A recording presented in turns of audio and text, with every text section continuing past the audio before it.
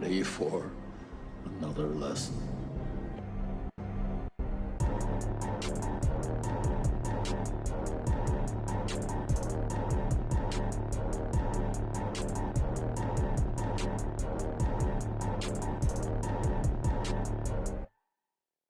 What's up, everybody, and welcome back to Back Row Banter, your favorite casual movie talk podcast. I'm one of your hosts, Adam Schwartz, and on today's episode, in the news, do we have any news?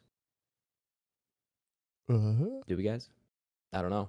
No, we'll get to that in the news.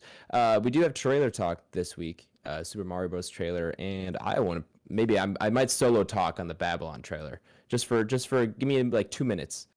I'll time myself, but we'll get to the Babylon trailer because that's something I'm very excited for personally. What we're watching, of course, and then our main review for the episode is Glass Onion, a Knives Out mystery.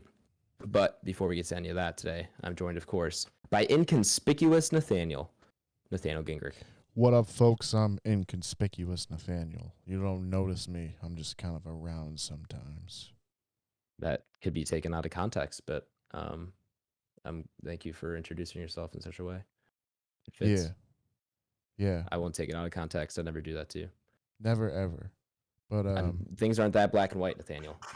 I live in the gray, bro. Yeah? If I was a Jedi, I would be a gray Jedi. I thought would you have a gray lightsaber?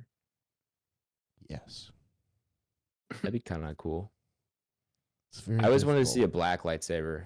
Ty, is there a black lightsaber? There's the dark saber. Isn't that in the Mandalorian? It's the dark saber. I guess that kind of counts. Are we getting season 2 or season 3 of Mandalorian? Is that a thing? Nope, never. Mm-hmm. They're shutting it down. No. It's canceled. If you go to Disney Studios now, it's just Grogu on a stick outside. We'll get it.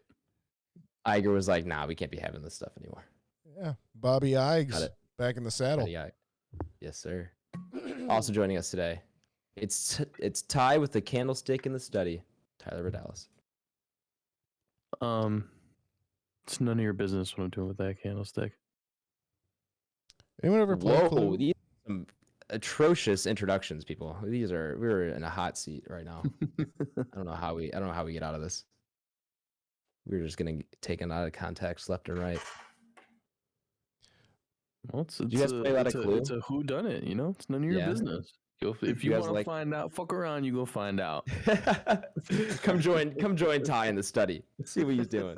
With that candlestick. Spoiler alert, he's playing Pokemon. Since we've got Ty with the candlestick, we're gonna have to jump into it. Ty, over or under 15 candlesticks you've lit in your life. Oh, he's definitely over. Sticks? Definitely over. Actual candlesticks, not candles. Oh, okay. I would say probably over. I've been to Really? Yeah, you said 15? 15, yeah. Yeah, because church. For church, for like Easter or like Christmas is always a big one. We'd always have like the ones with like the little plates around them or like the little cardboard around them, and we would have those for church. So easily over. Okay, fair. I think I'm probably under on that one. Actually, maybe over. I don't think that's that uncommon. 15's a little low. I feel like the over-under should be like around 25, 30. Ah, okay. So that was I think that's a little bit a rookie part on my end, yeah. Yeah, 15's low, but it's like that's not unheard of. I feel like candlesticks are not around too much. Sure. You think so? Without a doubt. I'm thinking back to like when I was growing up and going to like religious ed and stuff, and you like Ty said Easter and whatnot. Mm-hmm. But then even on top of that, I think we, here and there, my family's had candlesticks at holidays that maybe I've lit. So I don't know. I'm thinking around like maybe I'm around 20 or 25. Who knows? Fair. Again, I need that stat sheet. Rounding out the squadron, of course. It's Big Box BlakeHolder. Yes, sir. What up, fellas? Do you guys think you would have? I mean, somewhat spoilers. Yeah. That's pretty vague. So I don't think so either. Yeah. We'll get to that because it's a kind of a funny scene in some aspects, but that was a good way to open the movie. I feel like. But of course, we'll save that for the review. Well, let's get this out of the way. so we can kind of start the episode. Get it on out of here. We have our own news this week, and our news is we're not doing news anymore ever. Just kidding. That's not true. That's dramatic. But we had a little back row meeting. You know, we gathered in the meeting room, the conference room at Back Row HQ last week after the pod was over. We all presented our PowerPoint presentations. You know, we met with the board. We discussed things. We've heard some feedback from various listeners that just episodes aren't necessarily too long, but maybe a little bit bloated, a little too slow sometimes, a little, you know, unnecessary at certain parts. So we've decided we're going to try out some adjustments. Of course, we're not committed to anything. If we decide we don't like it or want the way it was before, or incorporate some of the new stuff we're doing, some of the old stuff, whatever it is, we're going to play around with the format of the show. It's been a while since we really changed much up. I mean, it's stayed relatively the same since episode 1. And, you know, shifted a little bit here and there, but for the most part, same format since episode 1. It's been 126 episodes. We've obviously done enough to know what we want to keep doing and what we like doing on the show. And I think once it was brought up in our meeting, I think it was kind of relatively unanimous that like we wouldn't be opposed to at least trying out change and seeing how that goes. So we've decided we're gonna have news, but we're gonna kind of save news for bigger things that are happening, and primarily, you know, Hollywood and entertainment news, like big news stuff. But also, if there's just a big news event, we'll talk about that as well. Just kind of bring that up if it's like something we want to talk about or a big thing in the news. But it's not gonna be a weekly like I'm looking for things to talk about in the news. It's gonna be like, is there something that needs to be talked about in the news? So because for 126 episodes, it's been what do I put in the news to fill it? And like I'm not forcing anything. There's really not that much. I'll put maybe I think we've had maybe one or two episodes where there's no news, and like a few episodes where there's one thing. But you know, if there's not something that is pressing to talk about, we decided we just don't need to go into it in depth because we, for the most part, don't have. I'm sure you want to hear our opinions sometimes, but for the most part, I feel like personally, we don't have like that much to add. It's not like we're Hollywood insiders. It's not like, you know, we're on the beats reporting these news stories and whatnot. It's usually just secondhand reporting. And if you were that curious about that stuff, I mean, Blake yes, is, Nathaniel? but Go ahead. Blake, what? Blake is a Hollywood insider. Oh, okay. Oh, I thought we weren't. I thought we weren't revealing that. Well, no, he just. I guess you missed that slide in my PowerPoint. But that's fine. Well, he has to sign a lot of NDAs. Yeah, oh, okay. Yeah. Just can't say Hollywood insider. You gotta throw another term in there. Yeah. Hollywood. SoCal insider. Hollywood pop culture insider. But yeah, it's really a legal situation. He's signing too many NDAs, to be honest with you. We have all the scoops. We know what's coming. Our out. legal team is drowning in paper. Yeah. We're running out of cash in that department. You know, 50. Yeah. You know, $100,000 retainers. It's just getting. Yeah, we had to rehire Bob Iger actually to come in and kind of organize the show and everything and get our affairs in order. I had to stop ordering as many pure, you know, platinum suits. Yeah. It was really hurting my style. It's cramping my style. It's unfortunate. And hurting the company bank account, Nathaniel. As you know, we don't make money off this show. And I don't know how you were affording all these platinum suits, but I'm sure we'll find a bill at some point. We're a little in the red. Just a bit. It was just a business credit card, guys. Amex. Yeah, once really we get that helped us Patreon going, we'll all have platinum suits. We'll just expense it. Don't worry about it. Yeah. I don't know who we're expensing it to. Sponsored by Chase Inc. I wrote him off. It's fine. Anyways, though, so as far as the format of the show goes, news will be situational, depending on what the news is. If we want to talk about something that's going on in Hollywood or otherwise, we'll leave that open to, you know, case by case basis, and we'll keep that at the beginning of the show. Trailer talk, same kind of deal. We're not going to be rushing into trailers, especially because we've talked about on the show, and I think we all kind of agree that trailers typically show too much nowadays, and we're not always big on watching them. There's not always stuff that we have to add to it. So if it's like one we're excited about, something like Babylon this week, or you know, if it's a a Florence Pugh joint, something like that, Guillermo del Toro. And, if it's big stuff we want to cover, then we'll put it in there. Or if it's being talked about a lot, of course, we'll do trailer talk still. So in exchange point on that. Oh, yeah, go ahead. Yeah, sorry to cut you off. Yeah, Adam's point on that, just for that casual moviegoer or whoever it may be, right? I mean, I do recommend going into movies blind.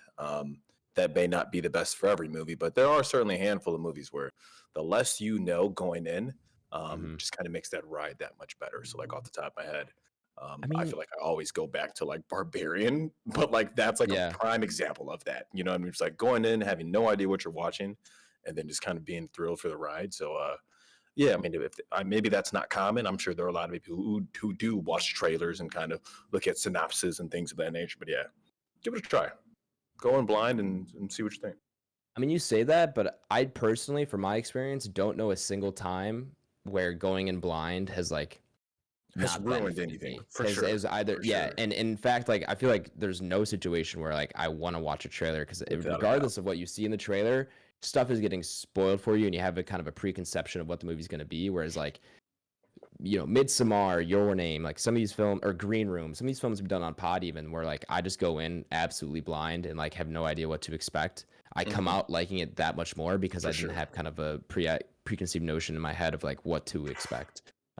So like, we don't want to be watching as many trailers as we do, and like we still want to service the people who want to hear our opinions on bigger things, but we're kind of going to reserve the trailer talk stuff for things that we actually want to talk about rather than things we feel like we have to talk about, which I think is probably the best way to put that. And then the new streaming list, we're kind of just axing that as a whole,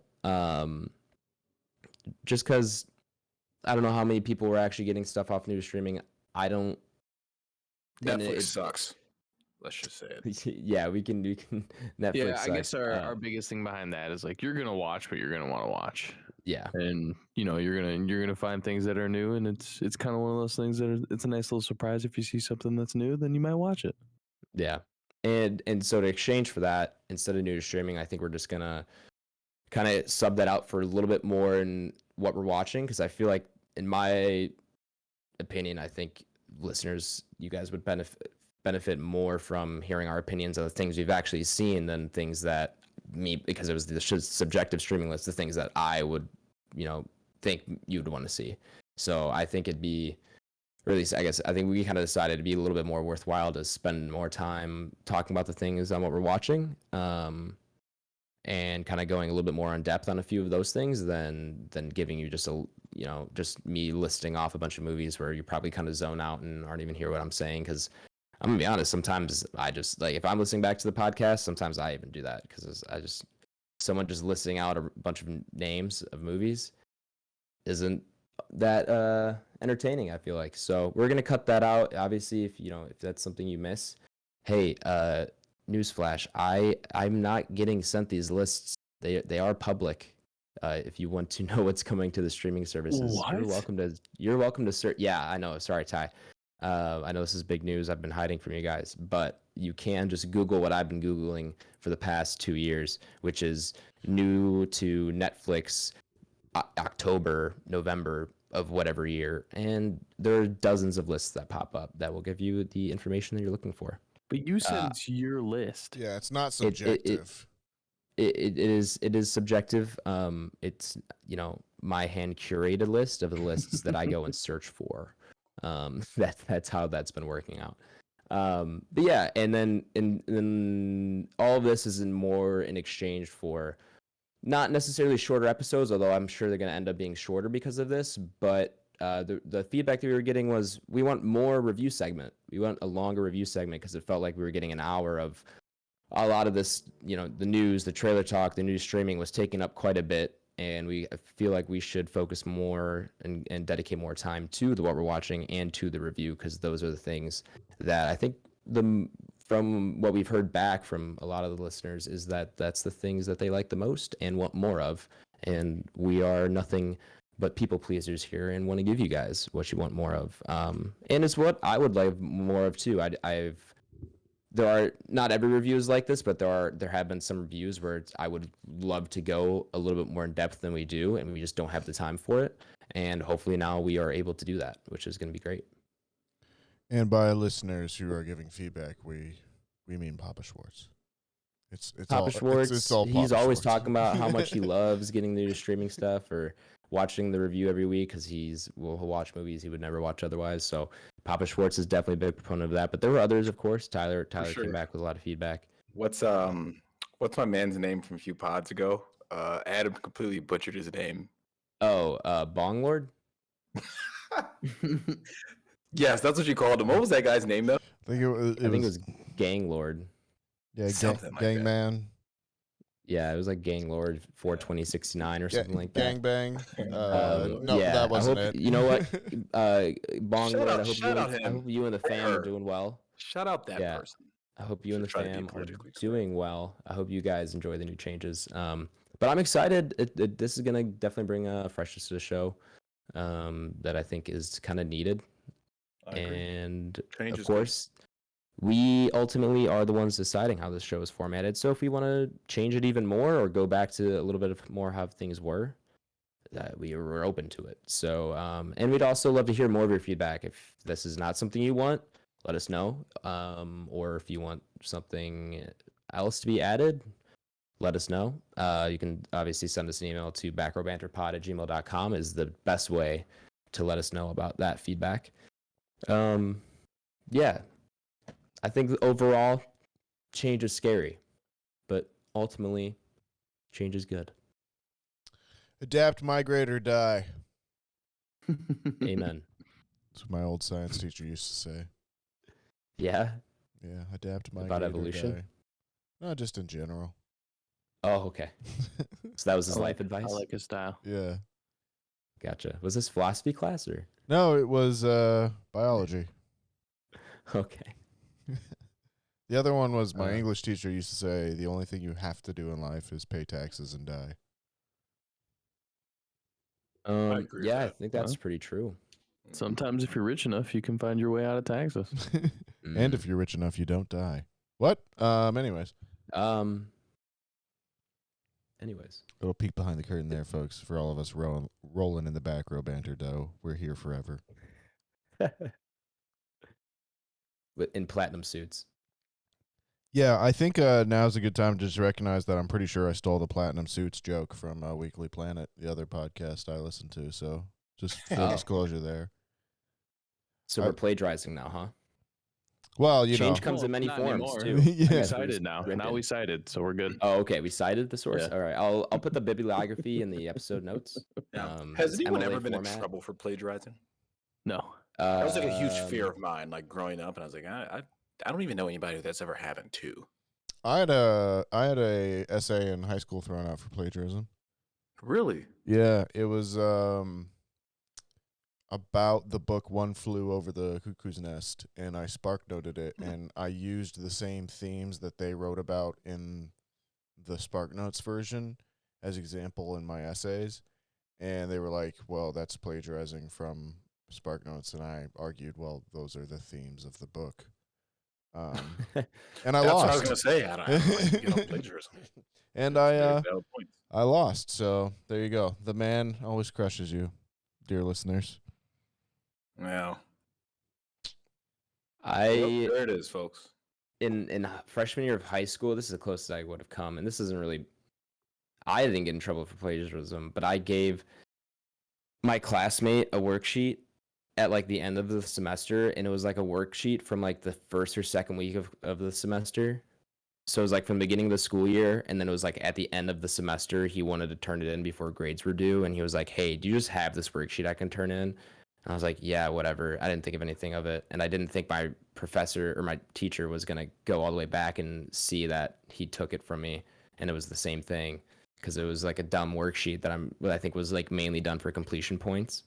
And somehow I don't know if she intentionally looked back or like did the Turnitin thing. Are you guys familiar with Turnitin? No, I have no idea what that is. Not a thing when we were. I forgot I'm the only one in school here. Turnitin I haven't been in school in years. Turnitin is a service that a lot of schools use now, where if you say you have like a class of 30 students and they all write a paper on the same subject, you will upload all those papers to Turnitin, and it will compare them for plagiarism to see if anything is like just copy and pasted, and it gives you a percentage of like if I copy and pasted Blake's paper and changed like 2 paragraphs, it would give me like a 90% plagiarism or 90% comparison to the other person's paper, and they know you stole it. And in college, you can like archive uploads. So like say I take a class a semester after Blake or Nathaniel, and then I just turn in Blake or Nathaniel's paper, that archived Turnitin can compare it against papers that have been submitted in the past too. So it's not that easy to plagiarize nowadays. That's trash, bro. Times are tough. Teachers used to have to do stuff. So did students, but then the internet just gave us unlimited access to So it's almost like all sorts of papers. Machine learning Terrible. for, college credit and giant courses is not great. But, what do I know? I don't know. You got a master's degree. Yeah, I just went to a liberal arts school, though, so, I'm just a big old lib. Small class sizes. Just a big old lib. Nathaniel's like, I knew all of my professors. They all knew. Still keep in contact with them. They all knew me by name and shit. What a weirdo. And read my papers. They even called you Nathaniel. They didn't call you Nathan. True. And if they did, Do you find yourself correcting people on that a lot? Less now when my job directly is impacted by how much they're paying me. Sure. Good point. But anyone that's not to, explicitly paying me, yeah. You had to correct me when I moved back to home theater. I called you Nathan one time, and you were like, My name is Nathaniel. It's gotten good enough now my bad, man. that like other people will correct other people for me. I don't even have to worry about it anymore. Yeah, I'm a big proponent of that. I fucking hate when we're standing together and people call you Nathan. I'm like, get the fuck out of here. It was tough for me at the time. Of like people calling you like Nathan or like Nate. Almost immediately if anyone ever meets me on the first time. For sure. And I don't introduce myself, like if I'm wearing a name tag or something like that. Yeah, that makes sense, right? And they just read it. Yeah, or if like I'm introduced in class or something like that. But if I'm introducing myself, it's generally not an issue, obviously. Mm-hmm. I can't blame people though, because I feel like most Nathaniels would shorten it. Yeah, no, and it's a long name, and I'm aware that it's it's like complicated, even if it's it's not an easy name if English isn't your first language, and even if it is, it's not a particularly common one. So I don't hold it against people, but it's not my name to call me Nathan. So I do. I judge you.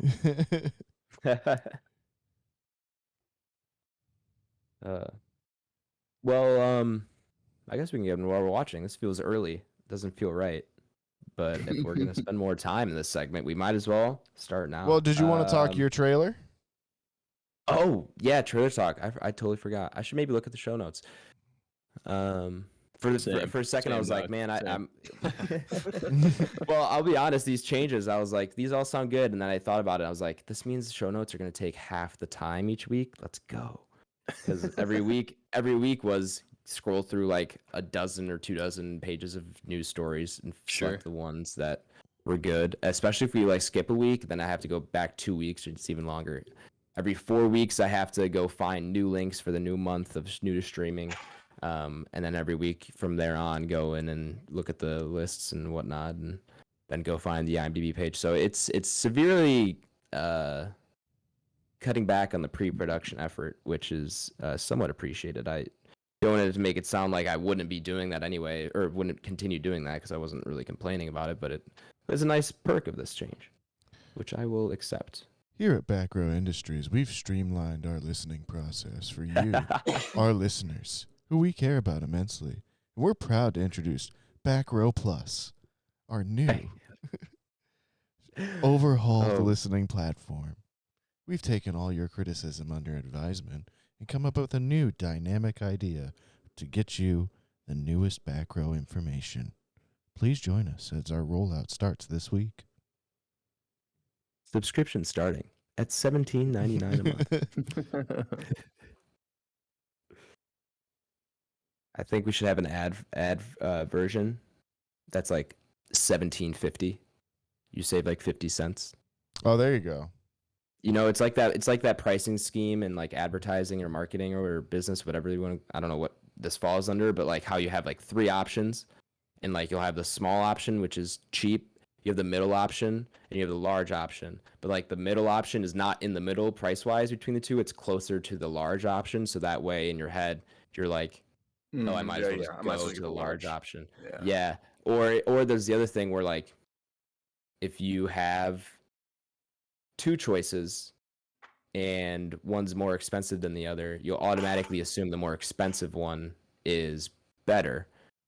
But then if you add a one in between them, you will go or if you add one above, people will think it's like too expensive and they'll go with the middle one even if it's at the same price. I forgot how exactly that goes, but it's like some weird psychology thing where you add in an option to make another option seem more premium, because like people don't want to pay for the bottom one, but also people think they're going to get it ripped off if they go for the top one, so they'll go for the middle one. It's like manipulative pricing. So like basically the restaurant or retailer or whoever like can set the price however they want to, based on things that they're manipulating. That actually ties into what we're watching this week, if we want to just go there. Trailer talk. Fuck it, move it till after. All right, we can do that. Go. Well, in a kind of interesting tying into that and like idea of choice for what we're watching this week, I'll kick it off with a video on YouTube, a kind of video essay, if you will. It's about an hour and 45 minutes by a channel called Defunctland. What'd you say it's called? Defunctland. So like the Defunctland. Yeah. So it generally focuses on like rides that have gone out of commission at theme parks. It started with like Disney rides originally, and that's where obviously like the name comes in. And this particular video is an entire like deep dive into the Fast Pass system and like how it was first introduced, what it was like first brought in as, and then how it slowly evolved over time, and how the different iterations have affected guests' overall experiences at the park, and how they've slowly kind of built into this weird class warfare that's gone on. Mm-hmm. And so like what started as a simple solution to overcrowding and lines has now slowly morphed out into this like billion-dollar blob that Disney can't really get rid of or do something with. So yeah, that was really, really interesting. And it was all involved with that kind of idea of choice in when you have a fast pass and you introduce an ability to skip the line or create a virtual queue, like how that affects the choices of your park goers and everything along with that. Interesting. Yeah, it was very interesting. I enjoyed it. I have a weird, I don't know if it's weird, but I feel like having grown up within relatively close proximity to Disneyland, I probably went more than the average American. And so consequently, I feel like I have a little bit more knowledge inbuilt because of that. And there's like a whole, I don't know, there's a whole language built around like theme parks and Disneyland in particular nowadays too, that have just like come out to, like the word fast pass. Like that has just become shorthand for anything where you wait in line or have like an expedited system for something. And so yeah, it was interesting and useful, and well, I don't know if it was useful, but it was interesting nonetheless. And then kind of going off that, I also watched another long dive, deep form YouTube video this week by another account who is probably pretty famous as well too. I feel like people on the internet who know who he is. His name is H Bomber Guy. He does kind of long form video essays, sometimes about pop culture stuff, and he released one this week about a certain sound effect in Roblox, the video game, which I have never played nor really understood very much, but it's this, I guess, a very certain sound of when like a character dies or is injured, and there's like an oof sound, and he like slowly discovers that the guy who claims to have done the oof sound is a notorious liar and is just like a shell of a person, and like builds himself up into the video game industry to be this giant like finger in a lot of pies, mover and shaker, and really everything about him is just a lie. And yeah, it's very, very funny and very kind of just random and interesting as well too. So both of those were fun.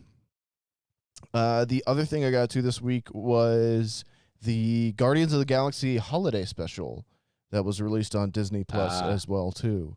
I've been hearing good things overall. Yeah, it's fun.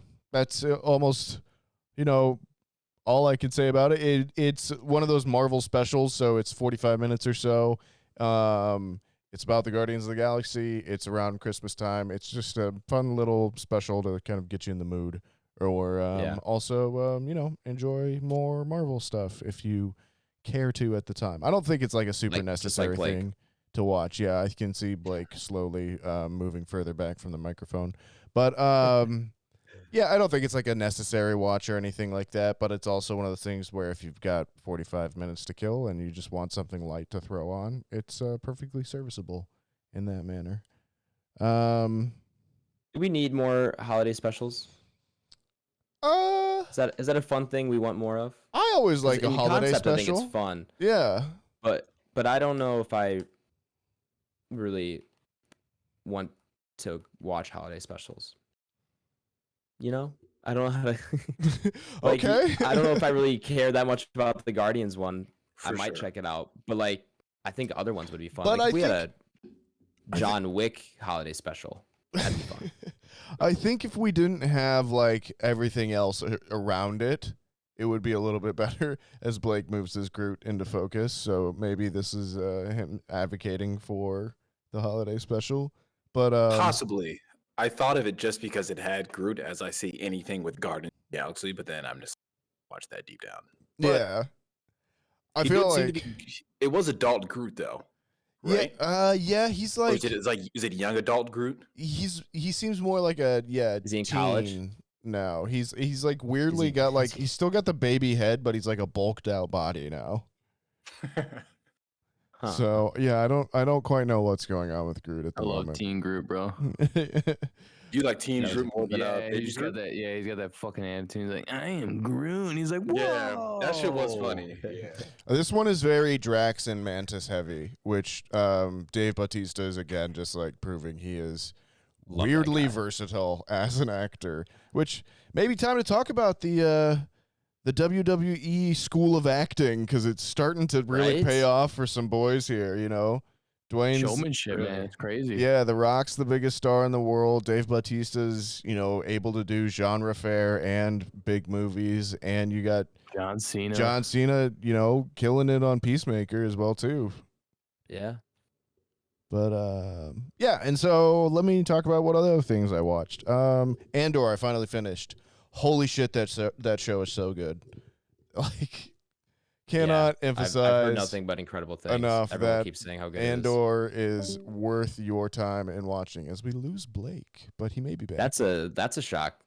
Yeah. I guess we also change 2 disconnects each week. Maybe You know that, or That maybe didn't come up in the meeting. Maybe Blake was just like, I'm done. I'm out on Star Wars shows. No more news. I cannot take it. But yeah, I've been a big advocate for this show for a couple of weeks now. It really has just gotten better and better, and I want everyone to watch it and enjoy it. I watched more of The Legend of Vox Machina on Amazon Prime, which is the animated series based off the first campaign in Critical Role, and it's good and decent to have it on the background. And again, been kind of itching a fantasy scratch that I didn't know I had been ignoring for a long time. And more of just rather than just Game of Thrones, or maybe even more so than Lord of the Rings, something that forces you to use your imagination a little bit. Yeah, and just wizards and magic and dragons and all of that kind of stuff is is fun, yeah. And I feel like I've been very I don't know, maybe just futuristic set for the last few years, so it's been kind of cool to just kind of go the other direction in some ways, and like I said, itch that scratch. So yeah, now that the big thing I watched this week was Glass Onion, in theaters for a week only, so we caught it at the right time. But I will kick it on over to Tyler. My list is very short. Yeah. I have just been dominating Naruto. Jesus. So where are you at now? Maybe we should address sad level of Naruto, or yeah, so should I be concerned? Currently it's technically season 2, but they don't really like your episodes don't start over. It's not like season 2 episode 1. Yeah, it's like It's like episode season 60. 2 episode like 66. You're right. So I'm currently sitting in season 2, and I believe right before we started this, I was just finishing up like episode like 108 or something like that. So I am just absolutely hammering through. Yeah, there's some new stuff that's been kind of announced for Naruto that should probably hit like I think December 12th or something like that. But yeah, we'll see. So this is, I guess, this subconsciously kind of in preparation for that. But yeah, man, I don't know why there was a time where like I got into this show like heavy, and then it just kind of fell off, and I think a lot of people started talking shit about it, and I think it still kind of has this cult following, and I'm just like 110% back in. Like we can just talk about Naruto all day, and I'm totally cool with it. There's just something about fucking ninjas and fighting and ninjutsus and taijutsus and fucking genjutsus and just all these little fucking stories and emotions. And it also kind of brings me back to like when I was a kid and kind of Naruto was first starting out. And so it's dope, man. But I've been having a fucking ton of fun with Naruto, and just been mind-boggling how much content there is for someone to consume. So definitely, you get your fillers, and some people that's like their big thing is like, oh, there's just so much bullshit. There's a lot of bullshit, but there's a lot of bullshit in some of the other stuff that you watch as well. And then Carolee and I kind of started a rewatch of Friends. It's just been kind of like our little thing, dude. Yeah. It's like super easy for us to put on like when we're done making dinner or something like that, instead of having to sit there and fucking sit on Netflix for an hour, or like Hulu, or trying to find something to watch. It's just super easy to put something on. The scroll simulator. Exactly, bro. So yeah, it's just something that's just super easy for us to put on, and then we just kind of get lost in it. So it just kind of turns into one of those things that's not the very something we have to pay attention to, but we made a deal. There are times in our relationships where we make deals where we both have TV shows where I need you to watch, and she like wants me to watch, and so we've struck a deal for a rather big one for me. She told me she's been trying to get me on Will and Grace. Okay. And I'm just like, nah, it's not gonna happen. Okay. And that's been kind of like one that she's been trying to get me out for quite some time. And so I broke finally. We were scrolling around, I think on Peacock, because we were in the bedroom, just kind of putting something on before we were going to bed. And I scrolled on something, and I was like, and then the preview went, and I was like, I actually really think you would watch the show. So is The Office is what I want her to watch. She hasn't seen The Office? She's like totally out on it. She just won't. She thinks that why? Steve Carell's like super cringe. Oh boy. First season's gonna be rough. That's a hot take. That's a hot take. I would agree. I do think that the first season, but like there's so much there. Right. No, it definitely becomes much more heartfelt. The comedy and the love, and so I'm I'm like sitting here, and I'm like, I miss this show, and I haven't seen it in a really long time, and I'm like, I really do think that you would appreciate, kind of the end factor of it. So she's like, fine, watch Will and Grace. And I'm like, fuck, I knew you were gonna fucking say that shit. So I was like, bet, that's fine. So we struck a deal, and so that'll be the next venture. So we'll see where that goes. But other than that, it's basically just been Naruto and some YouTube and some friends. So Blake, wait, so do you have to watch Will and Grace before you guys start The Office? Like, is that how that works? There's not really a particular order, but she'll probably win that battle. She'll win that one. Yeah, which is fine. Because then next time around, when we have this debate on what she should watch and what I should watch, then I get to go It's first. your turn. Yeah. Which I mean, how many And then seasons she's are there? stuck watching 10 seasons of Game of Thrones. Yeah, right. Jokes on her. Jokes on her. We're never getting to your show. We're watching this so we die. How many seasons are there, Will and Grace? And do you? There can't be there can't be that much. And do you have to do the reboot though? I don't know, bro. It's been around since '98. 246 episodes. Oh my God, you're gonna be watching until you die. How many of there are Friends though? Because we powered through Friends, and if I gotta just power through this to power through it, I will. Yeah, come on. And also, come on. Office has over 200 episodes. 235. They're- 235 on Friends. So you're in for at least a Friends amount of commitment. That's fine. All right. I like to think that like you're just gonna be like, all right, have you heard of One Piece? Yeah, right. Yeah. Just some Yeah. 1,000 episodes. She's like, I've seen this episode before. No, honey, it's a recap. You have to watch it. Yeah, we're watching all What the if you filler. forgot? Fucking just DBZ. Yeah. Or if you could just do Naruto. That's just do not like Naruto, that's and she's not like- on there. And you finish Naruto, and she's like, "Oh God, finally we're done." And he goes, "All right, and Now Naruto Shippuden." Boruto. And don't forget about So- Baruto. Yep. Can't. God, dude. How many Um, episodes between those three shows? Probably like 3,000.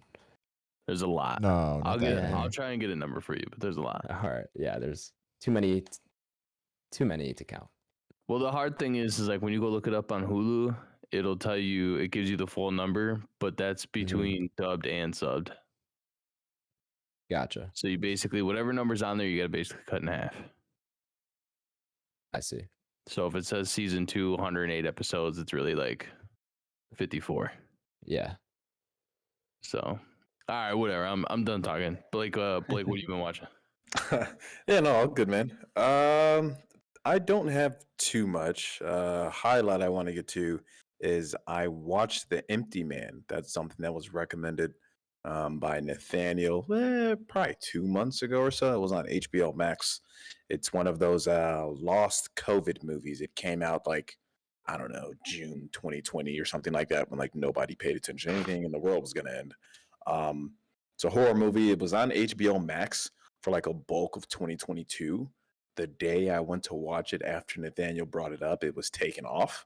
Then I ended up buying it on Vudu for like $5. Nonetheless, awesome horror movie. It's kind of got a play on like the boogeyman and like death and things of that nature. So it's kind of like a Final Destination meets Darkness Falls meets, I don't know, Midsummer. That's kind of a very broad term, but yeah, it's good, man. I think if anybody is kind of big on that horror genre, it'd be awesome. And then the director on that one is a David Pryor, who I'm not familiar with. That's the first thing I've seen by him. So he's got a few other things on here called, one's The Autopsy, not The Autopsy of Jane Doe, which is an awesome movie. His movie's titled The Autopsy, which I have not seen. Well, that's the Nathaniel, have you seen that? That's the Cabinet of Curiosities episode that he did. Oh, okay. Yeah. Okay. So yes, yeah. I do recommend that. It is good. Okay, yeah, maybe I'll get around to that because yeah, I mean, I thought his work was pretty good on there, and even the cast. I mean, relatively unfamiliar with all of them. The lead is James Badge Dale. He's a haven't seen famous him in that anything. guy. He's a famous sure. character actor. Yeah, he's in a lot of stuff. You've seen him in something like World War Z or something like that. You know, he's just always, or Iron Man 3. He's in that too. Yeah, I'm looking at his catalog. He's got that. He's got Flight. Yeah, and yeah. then Denzel. He's got The Gray. Yeah, he's always in the movies, but background. I could never pinpoint that face on anything. He's also one of those dudes that if he's, depending on his facial hair, he'll look like a different person in each of his roles as well too. Like his face just changes that much based on what type of facial hair he has at any given time. Sure. So yeah, that's that was a good one. So shout out to Nathaniel for kind of pushing that one forward. I think anyone who's kind of into that psychological horror type thing, it's not like really big jump scares or anything of that nature. It is long though. It's about 2 hours and some change. So that may turn a few people off, or you could probably have to be a pretty big horror buff to kind of take that one in. Outside of that, for some reason, I watched Terminator 3. Not quite sure why I didn't watch Terminator 1 or 2, but instead I elected to watch Terminator 3, Rise of the Machines. First time I've seen this one in, give or take, probably 7-8 years. Yeah, it's okay. Definitely should have put on the second one, but the second one I've seen so many times, I just kind of wanted to go through that universe elsewhere. So that one is not by James Cameron. It's by, who's the director? Let me pull it up real quick. Jonathan Mostow, which not too familiar with that. Looking at anything else he has in here is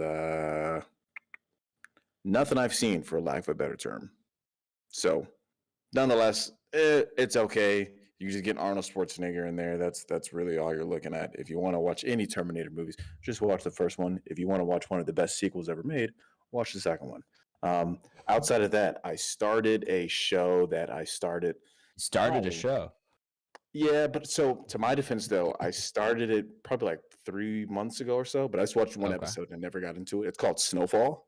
So it's an FX show. Talk about this. Yeah. It's an FX show. It's on Hulu right now. They just finished season 5. Probably earlier this year. Like that's when I went to start it. But I think Atlanta season 3 came out that time, so that's probably what took my time. But yeah, I think that's exactly what it was. I remember. I kind of remember that happening. Yeah. But basically, it's a show about how, basically how the crack epidemic like integrated itself into the black neighborhood in like South Central Los Angeles in the 80s. So it's really good, and I think the cast even won some of the awards. Where the lead Franklin, played by, I think his name is Damon Idris. He's actually from the other side of the pond. As funny enough, as you kind of see a lot of people who are black, for lack of a better term. I want to say African American. I was like, that's not fucking right because they're not American. So most people who are black, right?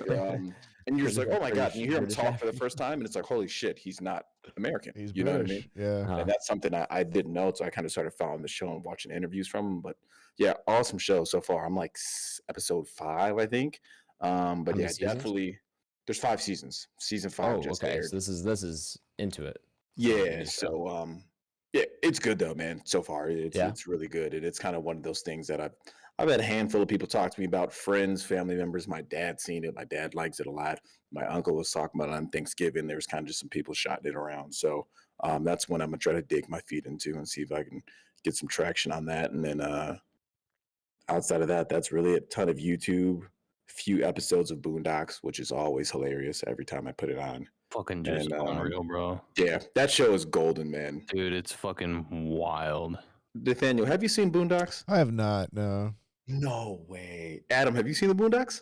No. Nah. Oh man, you guys are missing out, dude. That doesn't overly surprise me though. Yeah, true. That show is and you don't even have to watch everything. I can literally just like go through the episodes and like click the episodes I remember. But that's a show that's like ahead of its time, where like that show has like, oh my God, it's so insensitive. That show has like R. Kelly like pissing on people jokes. Like, you know what I mean? Like there's like a real skit of that, and it's like him in a courthouse and things of that nature. But yeah, that show is just way ahead of its time. That show's awesome. Bro, it's insane. So, yeah. But nonetheless, that's like it's a late night animated. It's basically like the first like black anime I've seen. Yeah. To be honest with you, because it is a black anime. And he actually what's the kid's name? The younger brother. Huey. Yeah, he's way into anime. So yeah, for sure. Anytime you see like his point of view on something, he always tries to spin it into like an anime, kind of like a real anime. So it's pretty cool. Yeah, for sure. Is this like a South Park style show? No, not quite. No? Okay. I don't know how to describe it. It's pretty hard to explain. You just gotta watch like an episode to kind of experience it. Yeah, it's been popping up on my Instagram a lot for some reason. So next time I see like a clip of it on there, I'll kind of send it to you guys. But yeah, it's funny, man. It's got some funny jokes. So it's got Uncle Samuel. Ruckus. Yeah, Uncle Ruckus is funny. Samuel Jackson is in there playing a white guy, and like it's obviously mostly black people in the show, right? And there's like 2 white people in the show, and one of them is played by Samuel Jackson. So it's just very funny in that regard, where you just kind of hear his tone and his inflection on words, or you can tell it's somebody who's African American speaking, and the character is a white guy, and the other person is I don't know, that guy has a brother. I think it's played by, who is it? Oh my god, Charlie. What's his name? Charlie. Sheen. No. He's black. It's Oh my god, he's in the Chappelle Show too. What's his name? Oh my god, I'm drawing a crazy blank. Somebody feel for me. Tyler Phil. Charlie Murphy. That's who it is. Charlie Murphy. That's who it is. Eddie Murphy's brother. So okay. He plays the other white character in the show. But nonetheless, that's all I've been watching, so I'll pass it over. Nathaniel? I went, so I'll go to Adam. Me. Yes. And my list is pretty short. I had a busy week last week, working and whatnot. Yeah, for any listener who's maybe wondering, we're all brain dead because we all worked Black Friday. Yeah, it was Black Friday. God. What a day. It already feels a month ago. Yeah. Mine wasn't that bad. Oh, how nice. You mean you weren't at T-Mobile at 4:30 in the morning? I was not. Damn. I didn't get to my store missed out, until man. about 7:30. You missed out. You know what's a fun that's thing? decent. I did not get to see the sun on Friday. It was great. Yeah, and then I left by like 5. No shot. We have become. I left by 5. But I And think then that's Saturday. I was there at like 10, and then I left before 3 o'clock. When's the last time you had like a Black Friday off like that? Or at least not off. I mean, but that doesn't sound like it was like That's awesome. that much worse than like a normal work day. Right. No, it's not too different, too far off from my regular days. Yeah. But I think that does speak to some of our viewing habits right now, where you just kind of pick a show and just power through because you can. Yeah. It's just one less thing you have to think about. Yeah. So anyway, busy week, and finals are coming up. Semester's ending. I've got so much stuff to do in the next 3 weeks that it's going to be rather brutal. But got to, with Papa Schwartz, another one of those untold sports docs on Netflix, which are pretty good. I mean, I talked about it last week because I watched the one about at.and, which I still recommend watching. That one was good. But this one was another basketball one. It was called Operation Flagrant Foul. Okay. This was about the ref back in 2008 who was caught fixing games and betting on them. Jack Dowdy, something like that. But yeah, so it was a big scandal back then. I was a little young, so I don't really remember it that much, but I sat down with my dad and I was like, "Do you remember this happening?" He goes, "Oh yeah, it was a big deal." I don't know if you guys remember because you guys are a little bit more online in 2008 than I was, but it was a good doc for sure. Another one. I mean, you kind of know what you're getting with those docs at this, or at least I know what I'm getting with those docs at this point. I think I've seen almost all of them. But still definitely really good. I would definitely recommend it. I kind of look at the NBA a little bit differently now, if I'm being honest, because they kind of just peel back just how much influence those referees have. Because obviously they do, but like it wouldn't be that hard to just kind of, or it's more the fact that like they talk about and go into like he was not able to just fix his own games and bet on them, but he had insider information on like he was friends with other refs. So he knew which refs or what refs liked which coach or didn't like which coach. And so like, you know, he would bet on the games even that he wasn't reffing, but he knew like his friend didn't like this coach, but really loved Reggie Miller, who was coaching the other team. So he knew he was going to favor calls to go, you know, towards Reggie Miller's team. And that gives him the edge. And so it's like stuff like that is like kind of crazy to think about, how you just have those kind of personal relationships with, or the refs will eventually kind of develop their own personal biases that, you know, they would or would not admit publicly, but are definitely there. Like you can't really hide that, obviously. And it's just not something you completely consider kind of just watching it. I mean, maybe I should have, but, and it's not like I was ignorant of the fact that they obviously know each other because you see them talking and whatnot. And they, if you see a ref more than one time, you're going to kind of build that relationship. And that's especially true in baseball with umpires and catchers and batters and whatnot. Definitely. I think it was like, I don't want to. Oh well, the thing is rebooting, so everyone else has to listen while I talk. I want to say it was in the mid 2000s they figured out that particularly in baseball, just having home field advantage swayed umpires ridiculously. Yep. I was continuing your thoughts, so don't worry, Adam. But you can keep talking now with what you've been watching. I mean, in travel ball, and then when I played like house ball and in high school, you started to learn the umpires and you could learn strike zones and whatnot. And as a catcher, like I would do my best to have a good relationship with the umpire and like at least ask him if pitches a ball like that was close, I'd go where'd that miss blew, and then try to adjust the strike zone according to that, and he'll give you the call.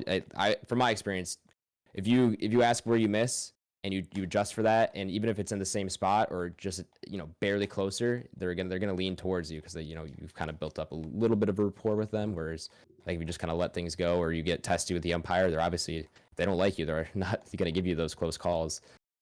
So it's stuff like that's kind of interesting thing of sports that I don't think enough people know about. And I recently even saw in the World Series there was an umpire, I forgot his name, but in the World Series he had a perfect game as an umpire. He did not miss. There was a few borderline calls that the system said were like inconsistent with his calls. There was like 5 pitches that like he called one way that he was calling the other way. But like besides those 5 pitches, he had 100% accuracy on like balls and strikes. And it was a John Boy video on it, who is a very good baseball YouTuber if you're into baseball.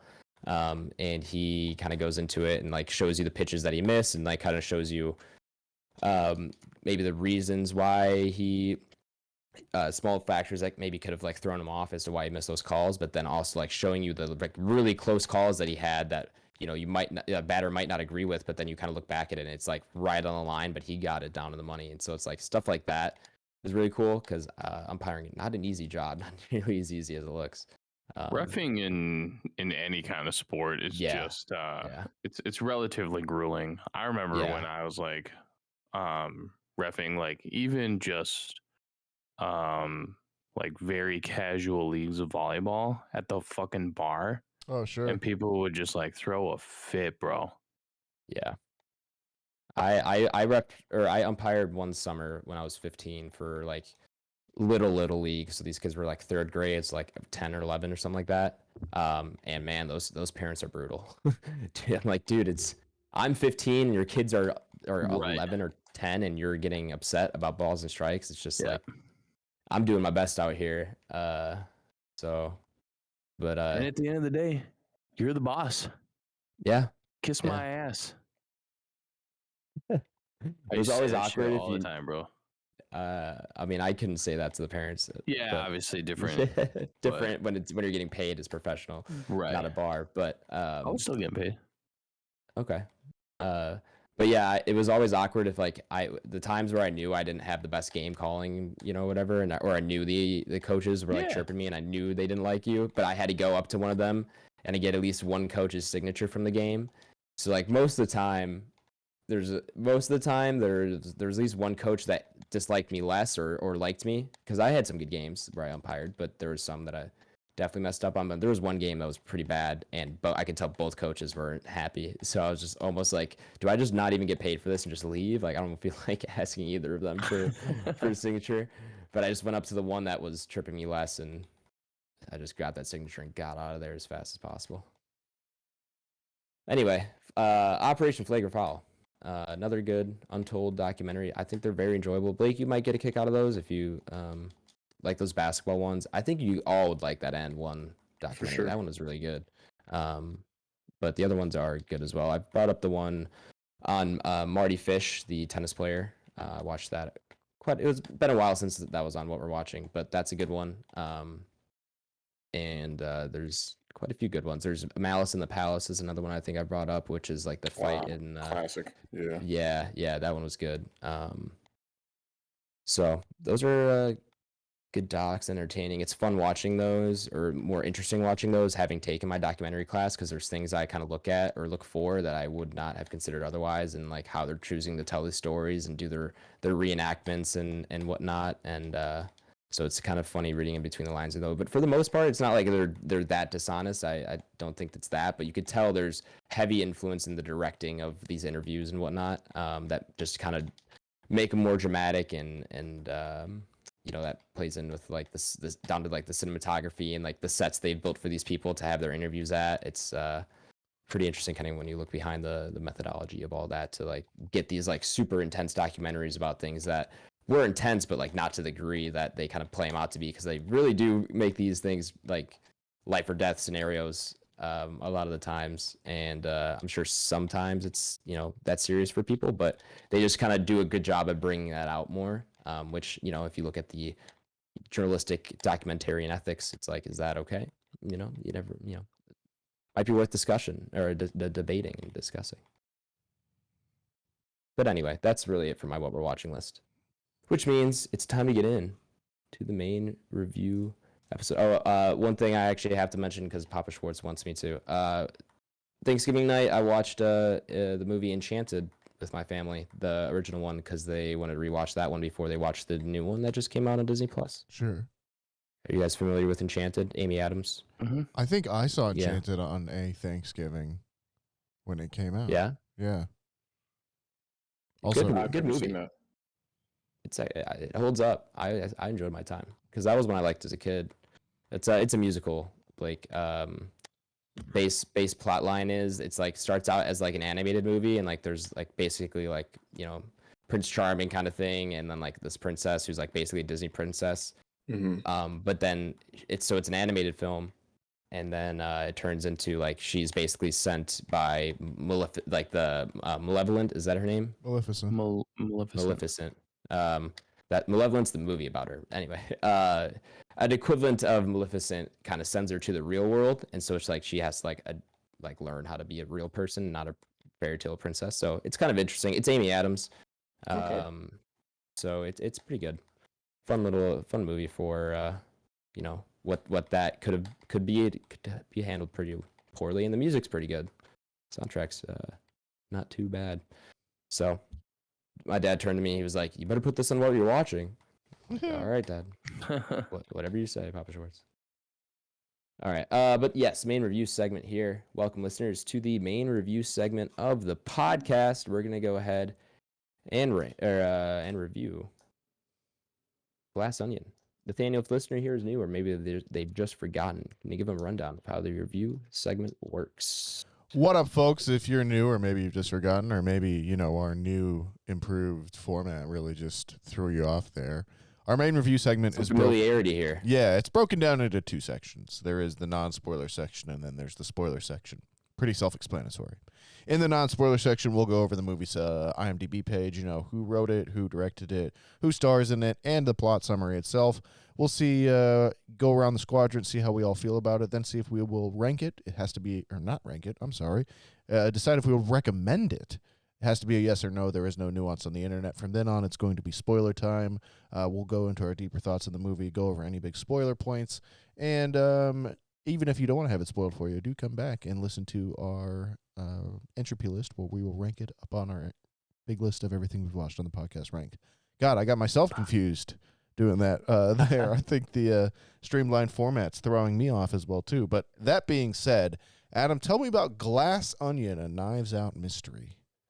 I would love to. This, of course, is a new movie released in the year 2022, rated PG-13, with a runtime of 2 hours and 20 minutes, which was a problem for me and my friends who went and saw it, but I'll get to that in a second here. An IMDb rating of 8.1 out of 10. Quite good for an IMDb rating, I would say. So far.